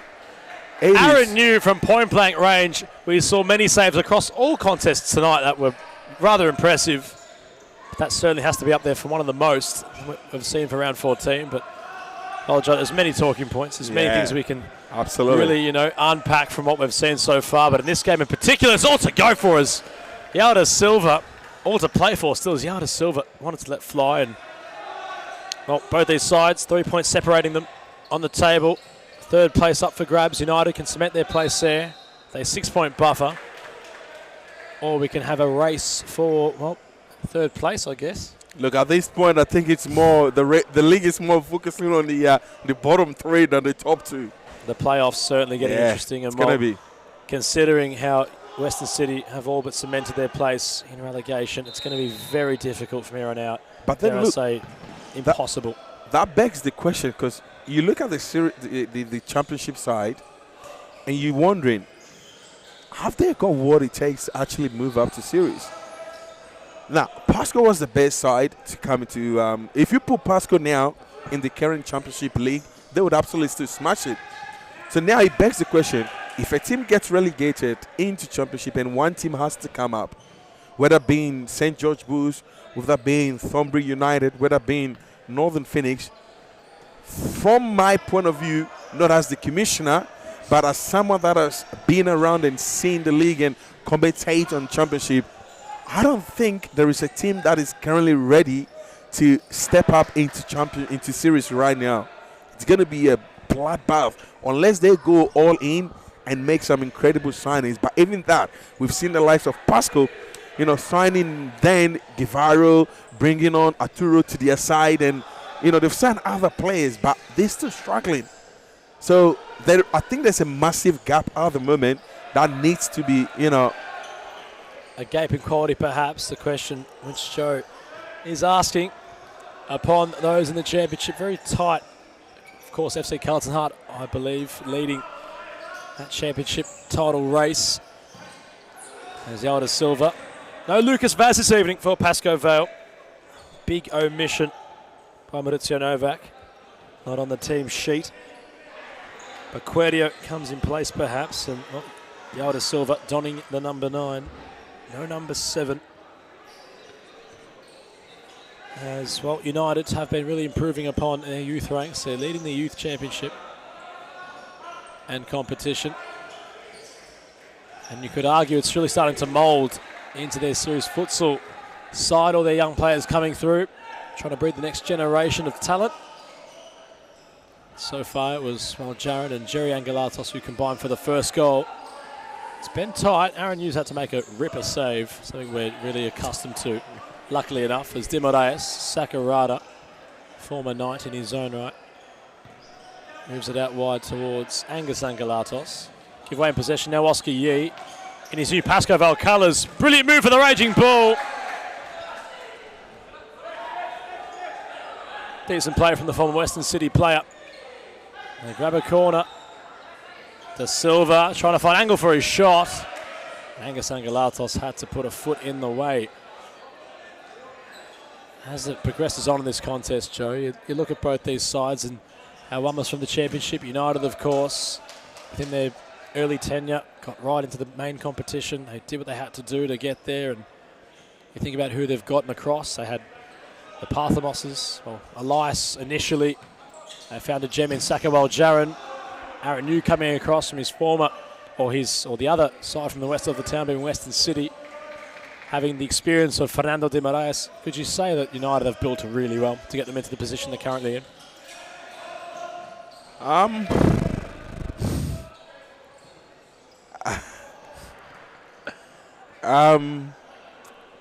might need you to think about that one first, maybe. Look, it's a convoluted question. I do apologise. I don't think they're there yet. I think they're heading in the right direction. Especially I had a lot of doubt with Sakawal Jaron coming across. He hasn't been here for a while. He's been here, but he stopped playing for a while. And then eventually joined last season, started playing, and then West United tried to bring him in. And I was a bit iffy about this move, but he's kind of like proved me wrong, actually. He's been fantastic. I think he's been their best player ever since signing him. And of course, we know the talent of Aren Yu and Elias Pathmos, but Sakawal Jaron has been fantastic. Bless you. I think they're heading in the right direction. I don't think they are there yet. They're looking at bringing young players across, which I think it's very important to have, because most of these players will eventually retire. But having young players is the way to go. And Fitzroy is a testament of that. They've done that so well. Elias has been a part of Future Youth Rank. His brother Nicholas Pathimos, Josh Allen, all these Scott Rogan, all of them, they've all come through some of the teams as the youth rank, and they've been given opportunities from the age of 13 and all of that. And I think if teams like West United keep going the way they're going, I think they'll be in for a good shot. When is that going to happen? Next year, next season, next 2 seasons? I don't know, but I think they're heading in the right direction. But I don't think it's now. The building blocks certainly in place for United as they currently boast a 1-goal lead. Parthamos very close to making it 2.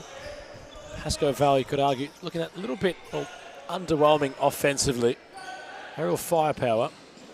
Aside from Yao da Silva, Oscar Yee has a lot of responsibility, you'd feel, this evening also to really try and provide that oomph in attack as Bassini side possession while Jaron lurking, get his shot away, it's going to bounce. De Moraes, it falls to him. Now the cannon can let fly. Flirts with the roof and falls for Bassini, who gets it moving quickly. Nearing the final 6 minutes of this opening half. Well, Jaron out of play. Still want to get your thoughts, Joe, of course, of the Adam Cooper performance from that Moreland game. Meanwhile, Oscar Yee off the turn. He'd done well to carve out the chance. It was evasive the way he moved. $1 million move with a 5-cent finish, we call that, Joe. As the Raging Bull, rises. Tries again. Angelatos. Out of Angus, here's De Moraes. Bassini, former Heidelberg women coach at one stage. Got a freestyle career to him, the youngster. Overzealous and trying to retain possession. Fouls the Raging Bull. Former Pascoville prodigy, actually, with Jake Bassini. When back when Andre Caro was in charge, he had a famous what do we call it? Moments for Pascoville. So back in the days, Pascoville were playing for the final game of the season.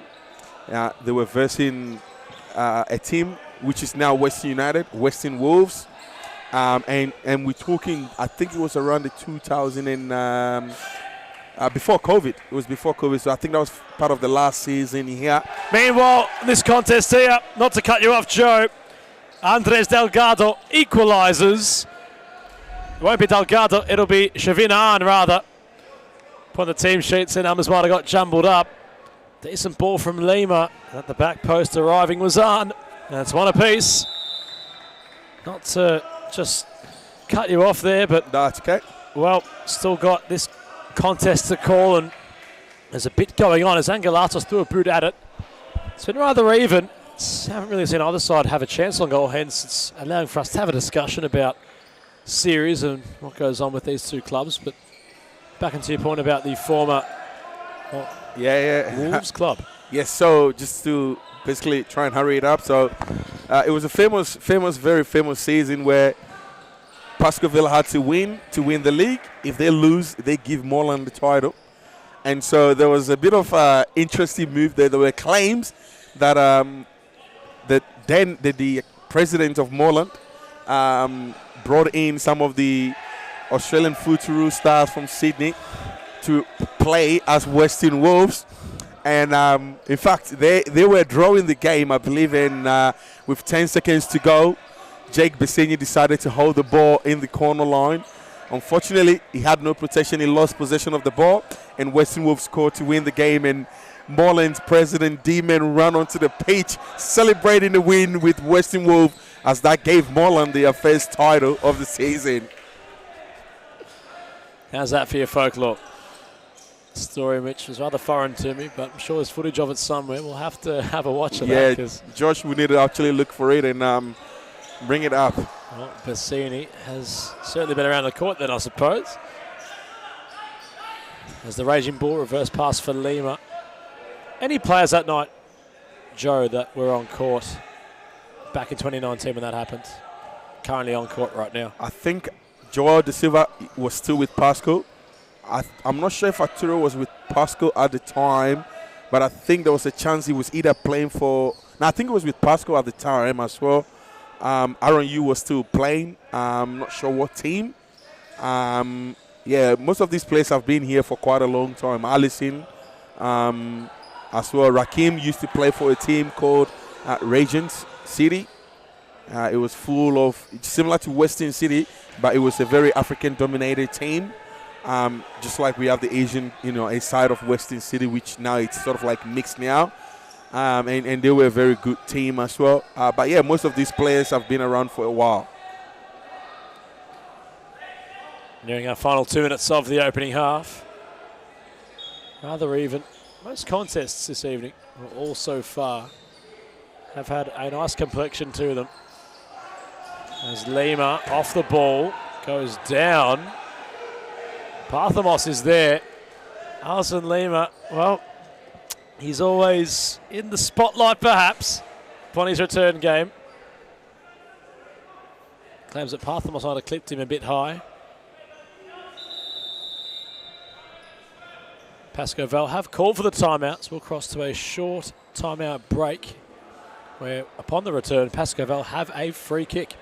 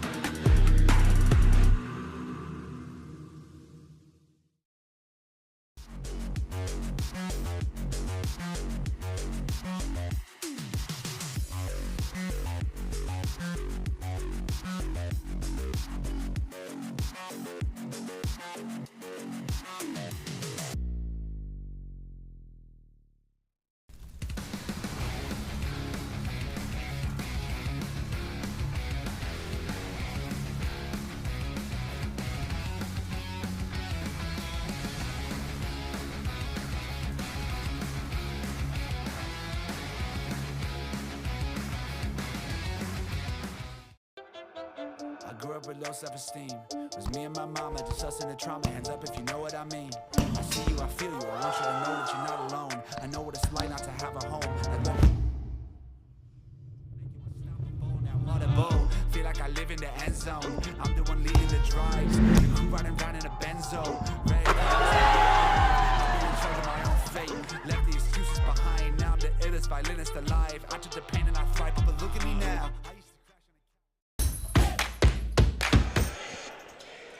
Yao Da Silva behind the free kick. The raging ball, Aren Yu not really generating much onto it. Foreign name perhaps for West United was Wagner Moreira. Now raging Da Silva, still going! Ooh. That would have been a moment to savour. Made his own ball. Andres Delgado rather. Getting the confirmation from Joe. As well, Jaren just ushers Delgado out of play.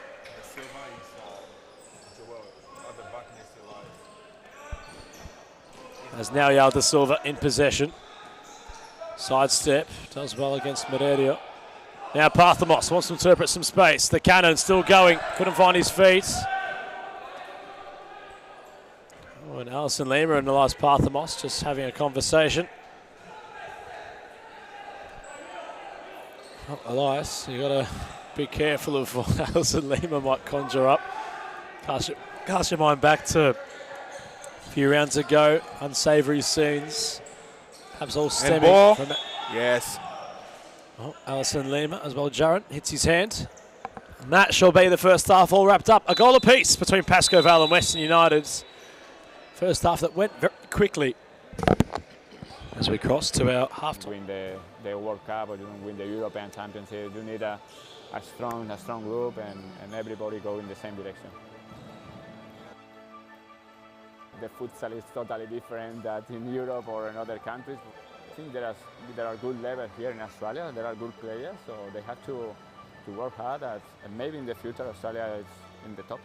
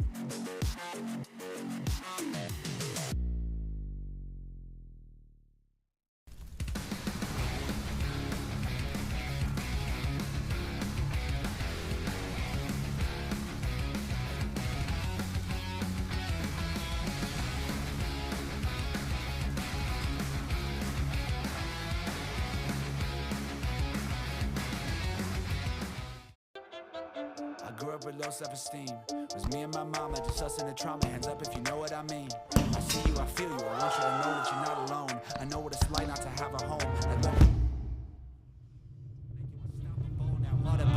Feel like I live in the end zone. I'm the one leading the drives. The crew riding around in a benzo. Red I'm in charge of my own fate. Left the excuses behind. Now I'm the illest violinist now.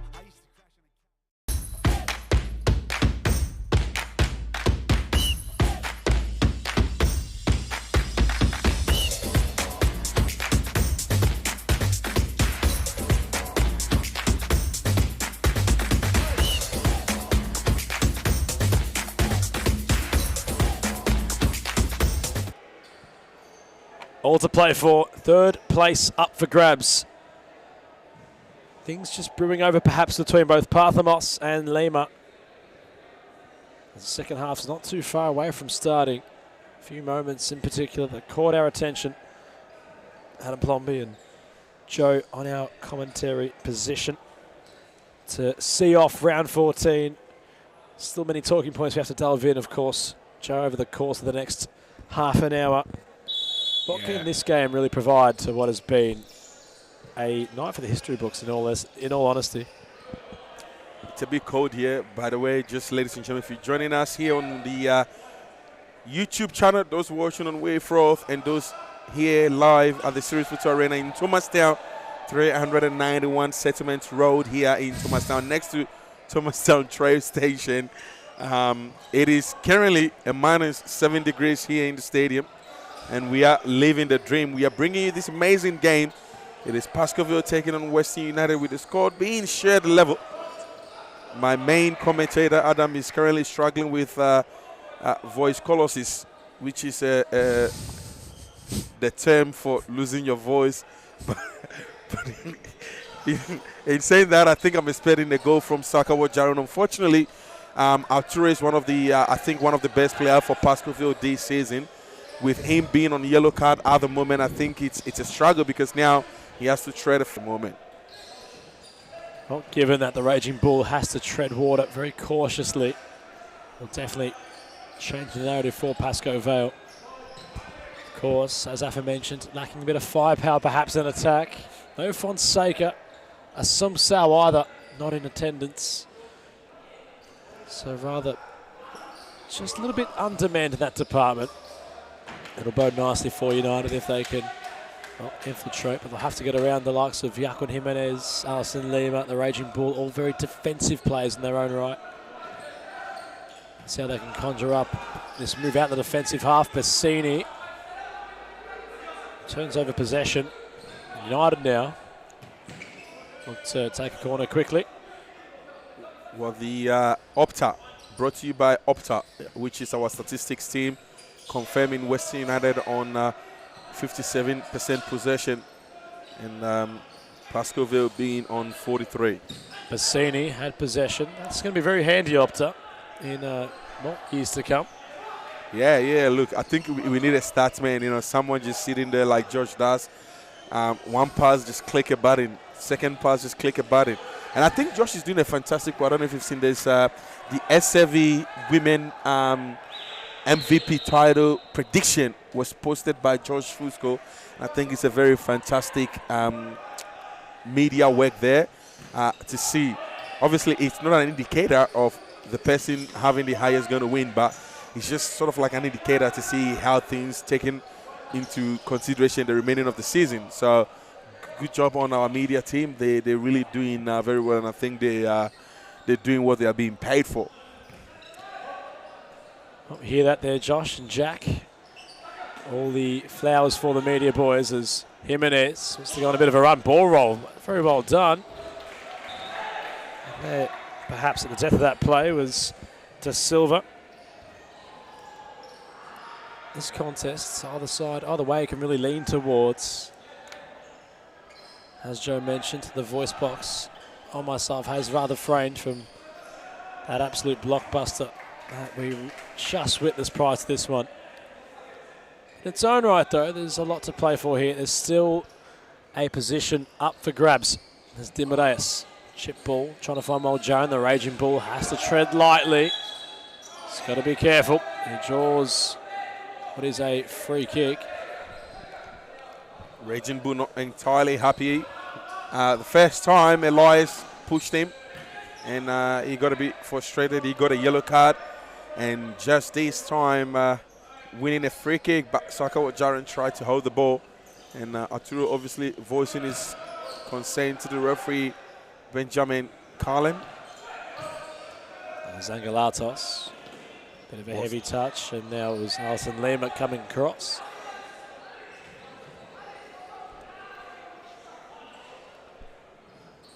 Lima lets it roll for the Raging Bull. Bit of a deflection on its journey.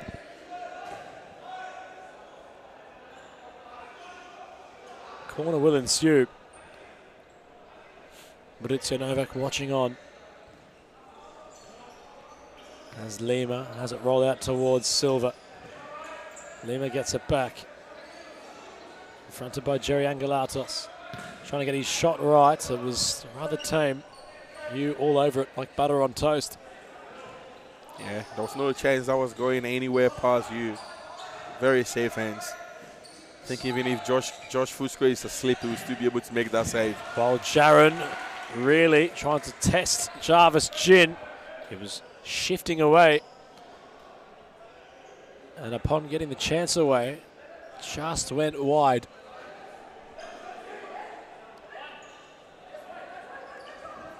Aren rolls it on for Silva. The Raging Bull an option. Lima out wide, acknowledged, trying to go through. Well, Fernando de Moraes. Great save from a diving Jarvis Gin. Alison Lima, you can see, just, well, running in the crossfires of de Moraes. That's how... Yeah, he's a very physical player. He likes to play with contact. Sometimes a bit over. And Jerry Angelatos, a little bit physically imposing perhaps upon De Silva. Free kick awarded to Pasco Val. The foul tally might start to carry and accumulate for both sides. As Aren back towards the Raging Bull. Oscar Yee trying to cement himself inside this Pasco Val lineup. Squanders possession. Now Jaron. Backtracking was Yee. And impeding a travelling Jaron. Hence a free kick. And well, here comes the cannon. The cannon is coming on. The bib thrown like rubbish. He's going to stand right before this dead ball. Oh, Jaron looks like he might want to strike He wants it. Well, Jaron wants it. Well, Jaron wants it. And does Jaron, he get it? Well, he was going to go for a Joe in the end. You see Elias Parthamos watching on thinking, well, that's my responsibility. There needs to be a bit of seniority there. It's like watching Chelsea. Madueke fighting with Cole Palmer for penalty. Please don't remind me, Joe. I knew you would love that. The Raging Bull is there. Parthamos thought it was clean. The Raging Bull and Elias are really going on at each other. The funny thing is Monday they'll be back together in the same office working together. So I'm not sure what's going on there. Perhaps a bit of, well, you could say similar age range. Friendly banter. Friendly banter, brotherly kind of relationship. Yeah. There's no ill malice, of course. That's the nature of futsal. Things can certainly come to a boil. Pasco Val have been that, well, flamboyant team in that retrospect this season. And somehow the shot got away. Now Jaron. De Moraes flicking. Lima interpreting. Oscar Yee trying to go around Jaron, and now Angelatos can't escape. Ball getting stuck on the logo. Chip ball towards Aren from the Raging Bull. Backwards to go forwards the idea. It's all getting stuck. As Aren comes unstuck, he keeps going, and he scores! Shavin Aren. How about that, he says. Pasco Vale go into the lead. It was a confusing passage of play. Well, Jaron caught on it. De Moraes, although the slide couldn't impact upon the Raging, not Bull, but Shavin Aren, as he's involved on it. It might have hit his hand while he was on the deck, but he clears. Not a bad goal there, Joe. Oh, fantastic run there. A little cheap. It wasn't really even a shot. Just a nice placement over Aren Yu. And it's in. Elias Parthamos, Cunning, finds the Moraes. Jarvis Jane comes in, clean the ball. Jerry Angelatos asking questions of Mike Gutierrez, and the Raging Bull strikes one. Aren Yu makes a fantastic save. Western United straight on the counter attack, and a strike there, and the ball just goes just off the front of the goals. Jarvis Jane unboarded really. He chips a little pass towards Lima with his hands. Angelatos clears forward. And the result here, what it mean for Pasco Vale, considering how they've certainly come into the competition with stern affirmative words. You might want to call it that, spearheaded by Alison Lima, who's kept play alive and thought he earned a corner. Doesn't think so, says Michael Ciaris. Words of affirmation, as meanwhile Angelatos couldn't get his feet right, but well, they're still, of course, they're trying to mould themselves back in the Premier competition, having had some time away from it. Joe with a nod of his head. Can a debate open up, perhaps? No comment. I respect my position in this company. It's the Raging Bull, Carmen Localima, further down the court. Well, by all accounts, of course, it might have been a reflection upon how Fitzroy were playing, but the first fixture between Pascoe Vale and Fitzroy, it was Paco who came to play. They were leading by 3 goals at half-time. What was another famous victory, which Fitzroy would later go on to fulfill. But it was certainly gave them upside. It must be said, Joe. It certainly gave Pascoe Vale some upside after that valiant loss, which could have been a win against undefeated side Fitzroy and champions. But since then, it's sort of come a bit unstuck. A few disciplinary issues against Hume. Moreland doing what they have to do and what they do best. A few personnel changes perhaps tonight. Not sure, of course, if it's only an isolated event where those players haven't featured, the likes of Fonseca and Assumpção and Vaz.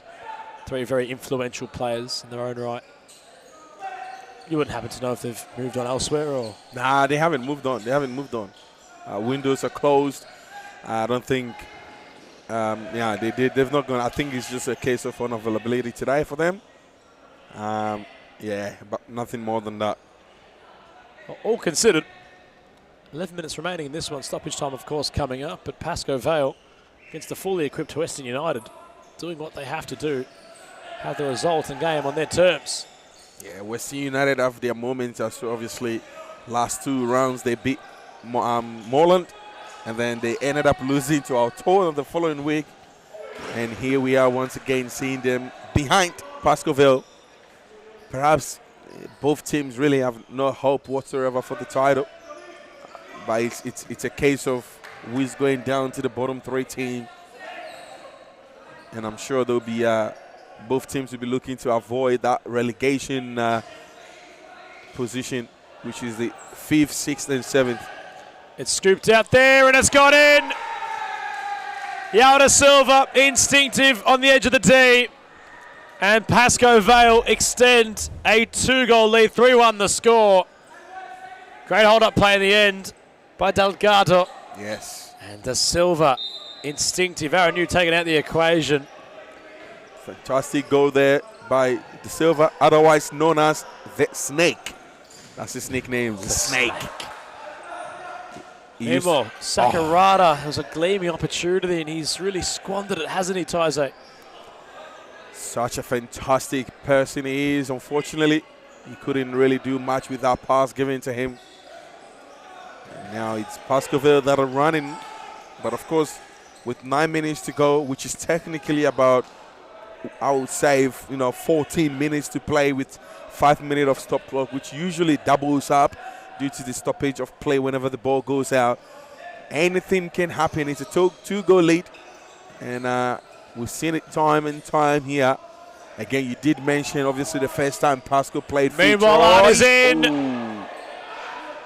Not to cut you off there, Joe. I think it was the post that got in the way. That's okay. Pascoe Vale relishing at the moment. They're defensively sound. United have no answer. Yeah, as we were saying, so Pascoe, that is going to be a foul and a possible yellow card. No, maybe. We're talking about goal.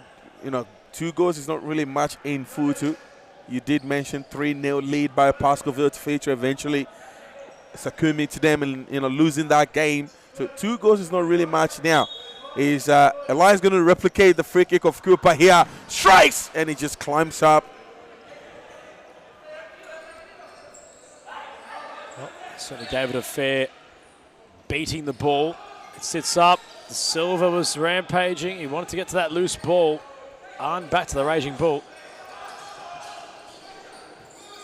Da Silva, Delgado, Armour's arriving. Opportunity for Pascoe Vale from the dead ball.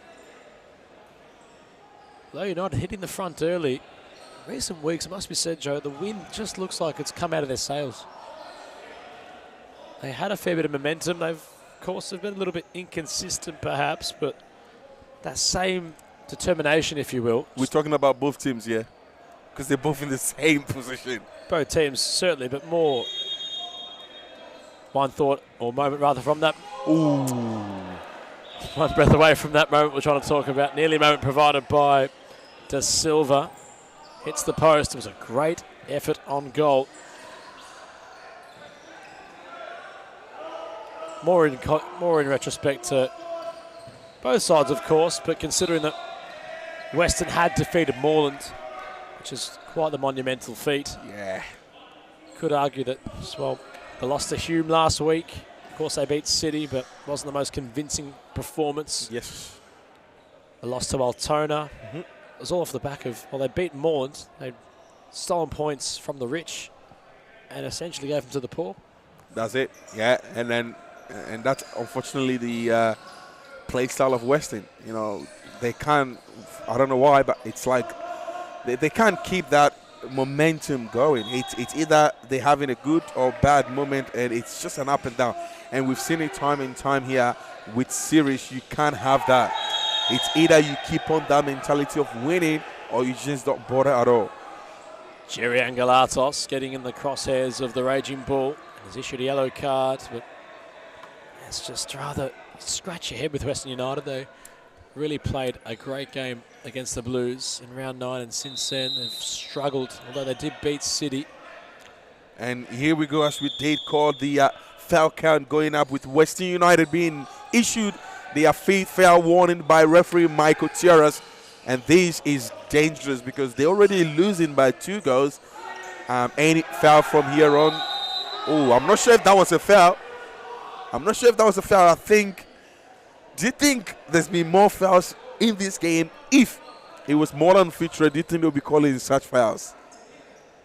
That's a question we can have on a podcast. Move on for this game here. Parthamos hasn't come on for the dead ball.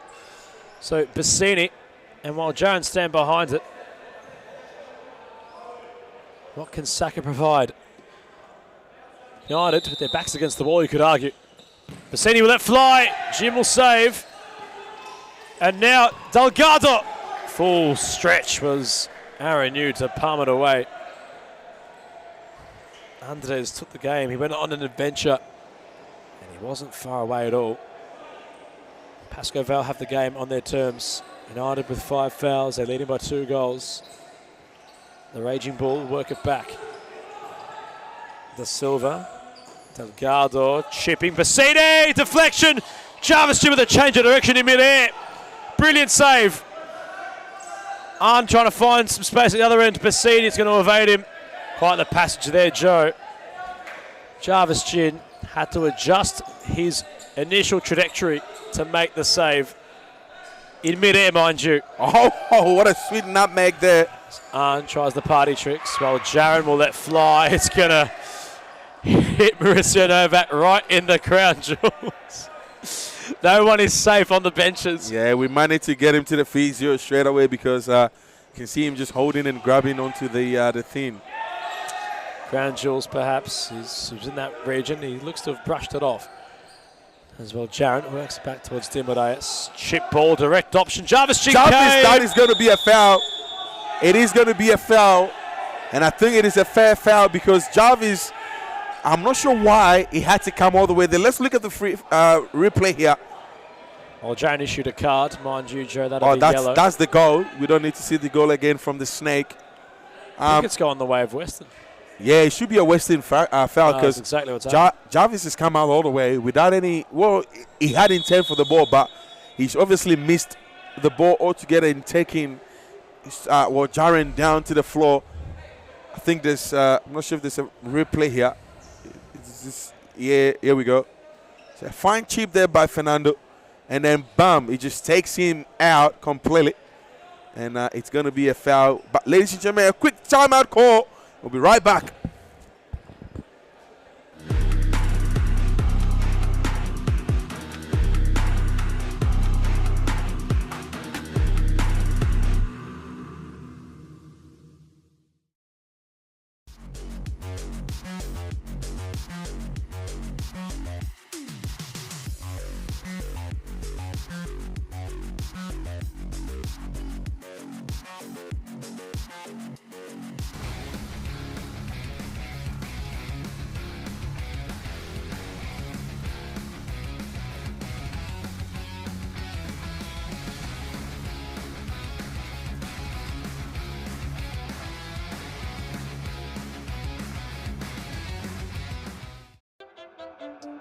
super low self-esteem.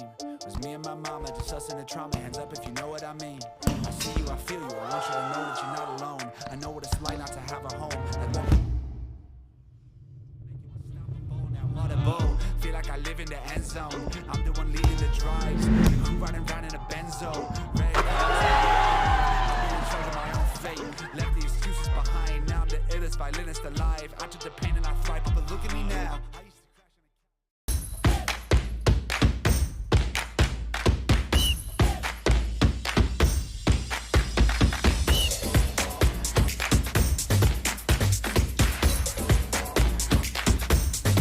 United issued the timeout. 4 minutes and 23 seconds left. Stoppage time have entered.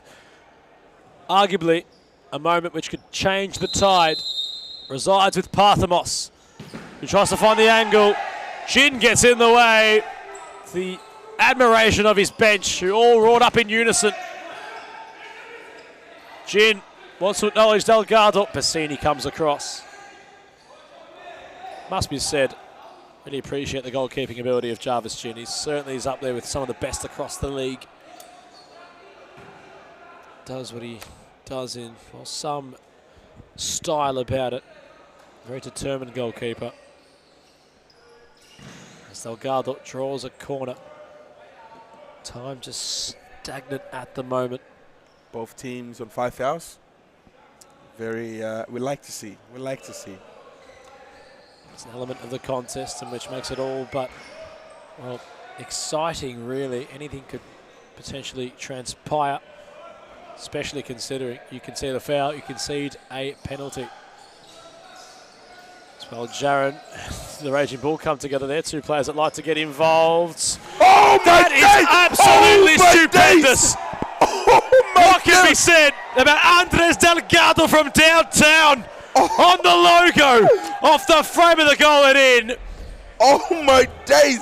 Have we got a challenger for Adam Cooper right here? We might just, Joe. Nah, this is way too It's good. come off Aren New. It still doesn't matter. It's a little bit unfortunate, It's perhaps. unfortunate. Cooper's one was clean hit, but what a strike that was. Look, Joe, as much as we do enjoy moments like those, you got to feel for Aren New. He was flung at thin air and it's bounced right off him and gone. And you think about moments in which that happens. That frame of the goal tonight, though, Joe's being cursed. If you think about how close Morn got, hitting it twice, and then bouncing off of Walyu's back and going in. It's just that we might need to investigate what's happening with those goalposts. It reminds me of what happened at Anfield all those years ago, where they had to get a player to urinate in a bottle, and then when the stadium was closed, put that said urine on those posts to alleviate the curse. I think there's a bit of African voodoo happening here. I'm not sure if I brought it in, but I think I did, because I'll tell you what.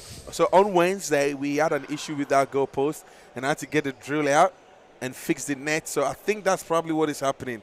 Fixing the net is causing people now to shoot aimlessly, and somehow it's just amazing. Anyways, Josh, take us to a hard break because, I'm cold.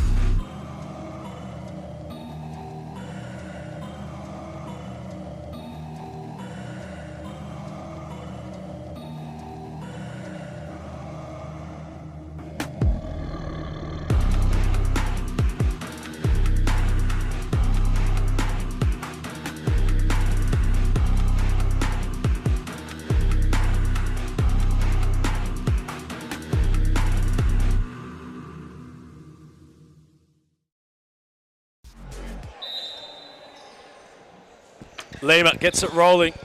4 minutes just under that left in the contest. And big save yet again, Aren New. And you might make the case, Joe, if it wasn't for Aren New, might be many more goals leaking. United have been up against it. Aren New's going to try it. Mazen Abdallah be having a smile on his face right now, the Mad Cat. In terms of most valuable goalkeeper for the season, Joe, of course, Abdallah will be a firm candidate to retain that accolade again. But I think so. Meanwhile, Lima bearing down. Di Maria scooping. Well, Jaron twisting. Well, Jaron turning. Lima. Oh, you could tell he wanted the foul there, perhaps. He was, could argue, playing for it. Just waiting for Jaron to blink as Saka steps in beyond Dan. Ball fistles with the Raging Bull, and you think Pasco Val might be home here. They're going to just take time off the clock, be comfortable in possession. They've done exactly what they've needed to, considering the amount of, well, attacking Arsenal. That's absolute. And Western United are about to employ the fifth main tactics with Aren New to be that man. The man. Perhaps it is, Morland, for example, or Fitra would have done it. They'll be up 3-1 and they'll probably play the fifth man to retain possession of ball. Fernandez, Elias Pathmos, Basenyi, Jake versus Arturo. Very physical, hands-on. Rakim comes in, and the referee waves no play on. West United fans, bench, are claiming for a potential foul which could have led to a penalty. But referee Mike Gutierrez was right there with his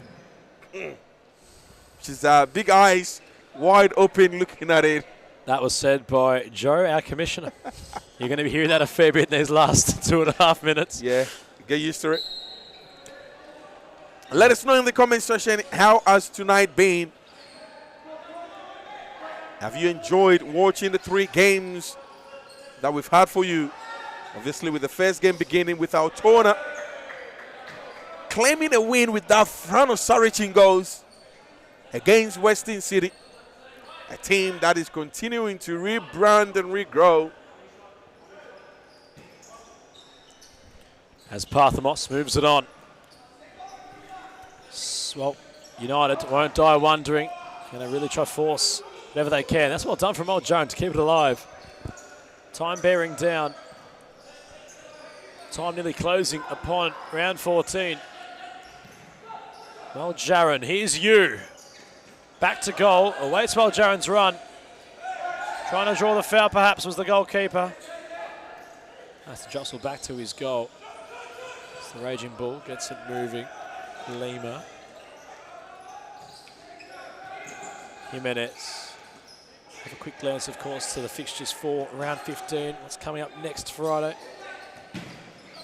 As Jimenez has to clear, meanwhile, on this one, which is nearly all but wrapped up. Western United, I think, will be playing Moreland. It's Fitzroy, Western United, Fitzroy to kick us off for round 15. And then I think they've got Moreland next. Knights and Moreland, and then Hume return against Western City. Western is got Moreland next. Well, United. It's a very tough fixture for them. Currently, it's been a strange season for them. They usually find themselves in this predicament, though, where their inconsistency really reveals its, well, ugly head, you could argue, as Bassini's in a side net.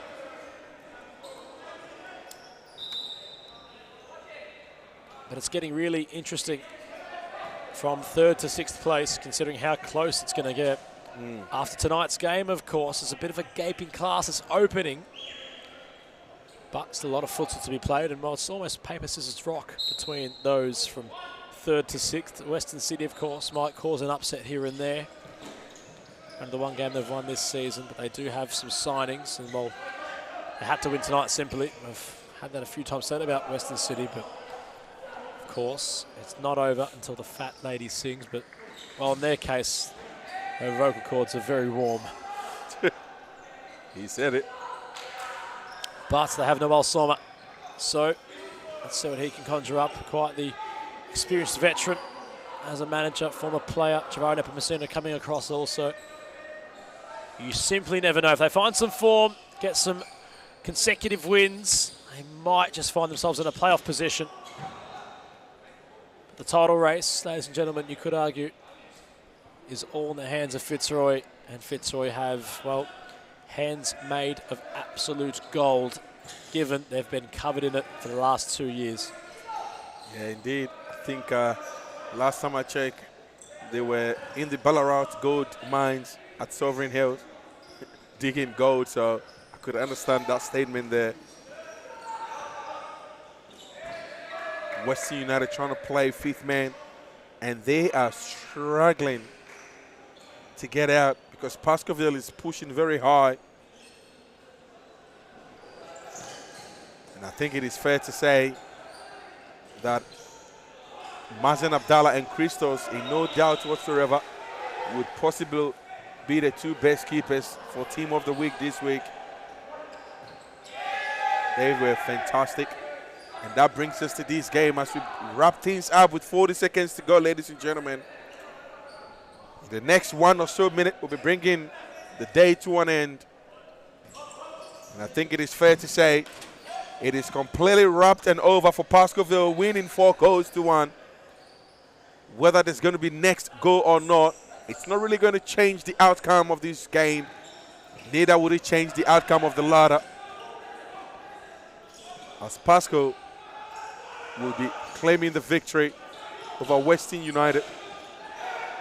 Sakawa Jaren still trying to fight, turning and turning, being tackled and heckled, but keeps going with his head up. Most teams and most players would have had their heads down with 15 seconds to go. And finally, here we go. After so many attempts and so many claims, Western United gets a free kick which will lead to a penalty. Jake Bassini initially grabbed the ball and walked Sakawa Jaren coming across as well. But it is the Cannon who will be taking the penalty. And I can see, I'm not sure if Jake is entirely happy because he wanted to take it. And as Elias took the ball off him, he walked out and got himself subbed, a bit unhappy. The Cannon, and it doesn't miss. He scores, but as I said, regardless of who scores the next goal, it is not going to really mean anything in a league where goal difference really doesn't matter. Dare I say though, Joe, our last point for the broadcast in this game while it's live is the Cannon needed that. I felt as if he's not exactly hit the heights he has in recent seasons upon his European vacation. Coming back, he's trying to find form. Although it's a little footnote to this contest, it was certainly required, as that will be all she wrote for round 14. Pascoe Vale victors in the end. They dispatch Western United, who are faltering at the moment with a patch of poor form. And currently, Pascoe Vale take their position in third place. Full-time scoreline to close off round 14. Pascoe Vale 4, Western United 2. We'll wrap up the show following this last commercial break. Or in other countries, I think there are good levels here in Australia. There are good players, so they have to work hard. And maybe in the future, Australia is in the top.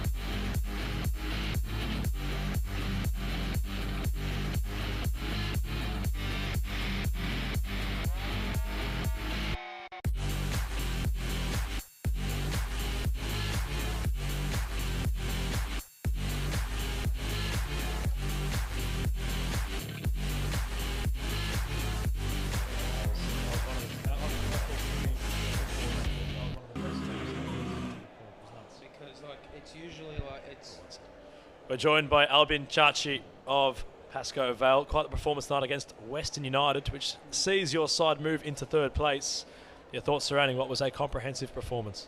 It was one that we needed after a tough couple of weeks, but the boys really rallied together after the loss last week, and we're really moving in the right direction now. This was the plan all along, to be confident, to be confident in our abilities and what we're going to do in this league. And a couple of hiccups aren't going to change that. So we went out there, it was a good win, and all the boys played so well, and we're sort of getting back into where we know we can be. Considering no Lucas Vaz, no Asum Sao, the loss of Javara Nepomuceno to Western City, there was question marks around the team sheet tonight, considering that a lot of firepower was absent. Is there anyone in particular you'd like to perhaps accolade in getting your side over the line and scoring and having that fluency in attack? I think that's something that is a bit underrated with the team, is like, yes, players like Lucas and Mateus will get all the spotlight, but our team is so strong top to bottom, and you saw today, like Sean Aren really came into his own. This was Oscar's third game maybe with us, and he played so well. Joao turning back the clock, man. I can name everyone because everyone played so well tonight. It was a team win more than an individual win. And just lastly, being in third place, obviously the goal is to remain in that position. Going forward, of course, you've got to go around the sun against major players in the competition in terms of teams, but the goal must be to have that playoff avoiding position in the ladder. We want to consolidate this position now. I don't know how far away we are from second place and the top two, but at the start of the season, the plan was always to come in and at least be up there. So now that we've gotten our feet under us in series futsal, we'll use these next 6 games to really consolidate, like I said, that place in the league. Appreciate your time there, Albin Chachi of Pascoe Vale. Thanks, that rounds off round 14, one for the ages, where we saw some absolutely crazy games of futsal. Until next time, I've been Adam Palombi. Thank you for joining us. We'll catch you for round 15 next Friday night.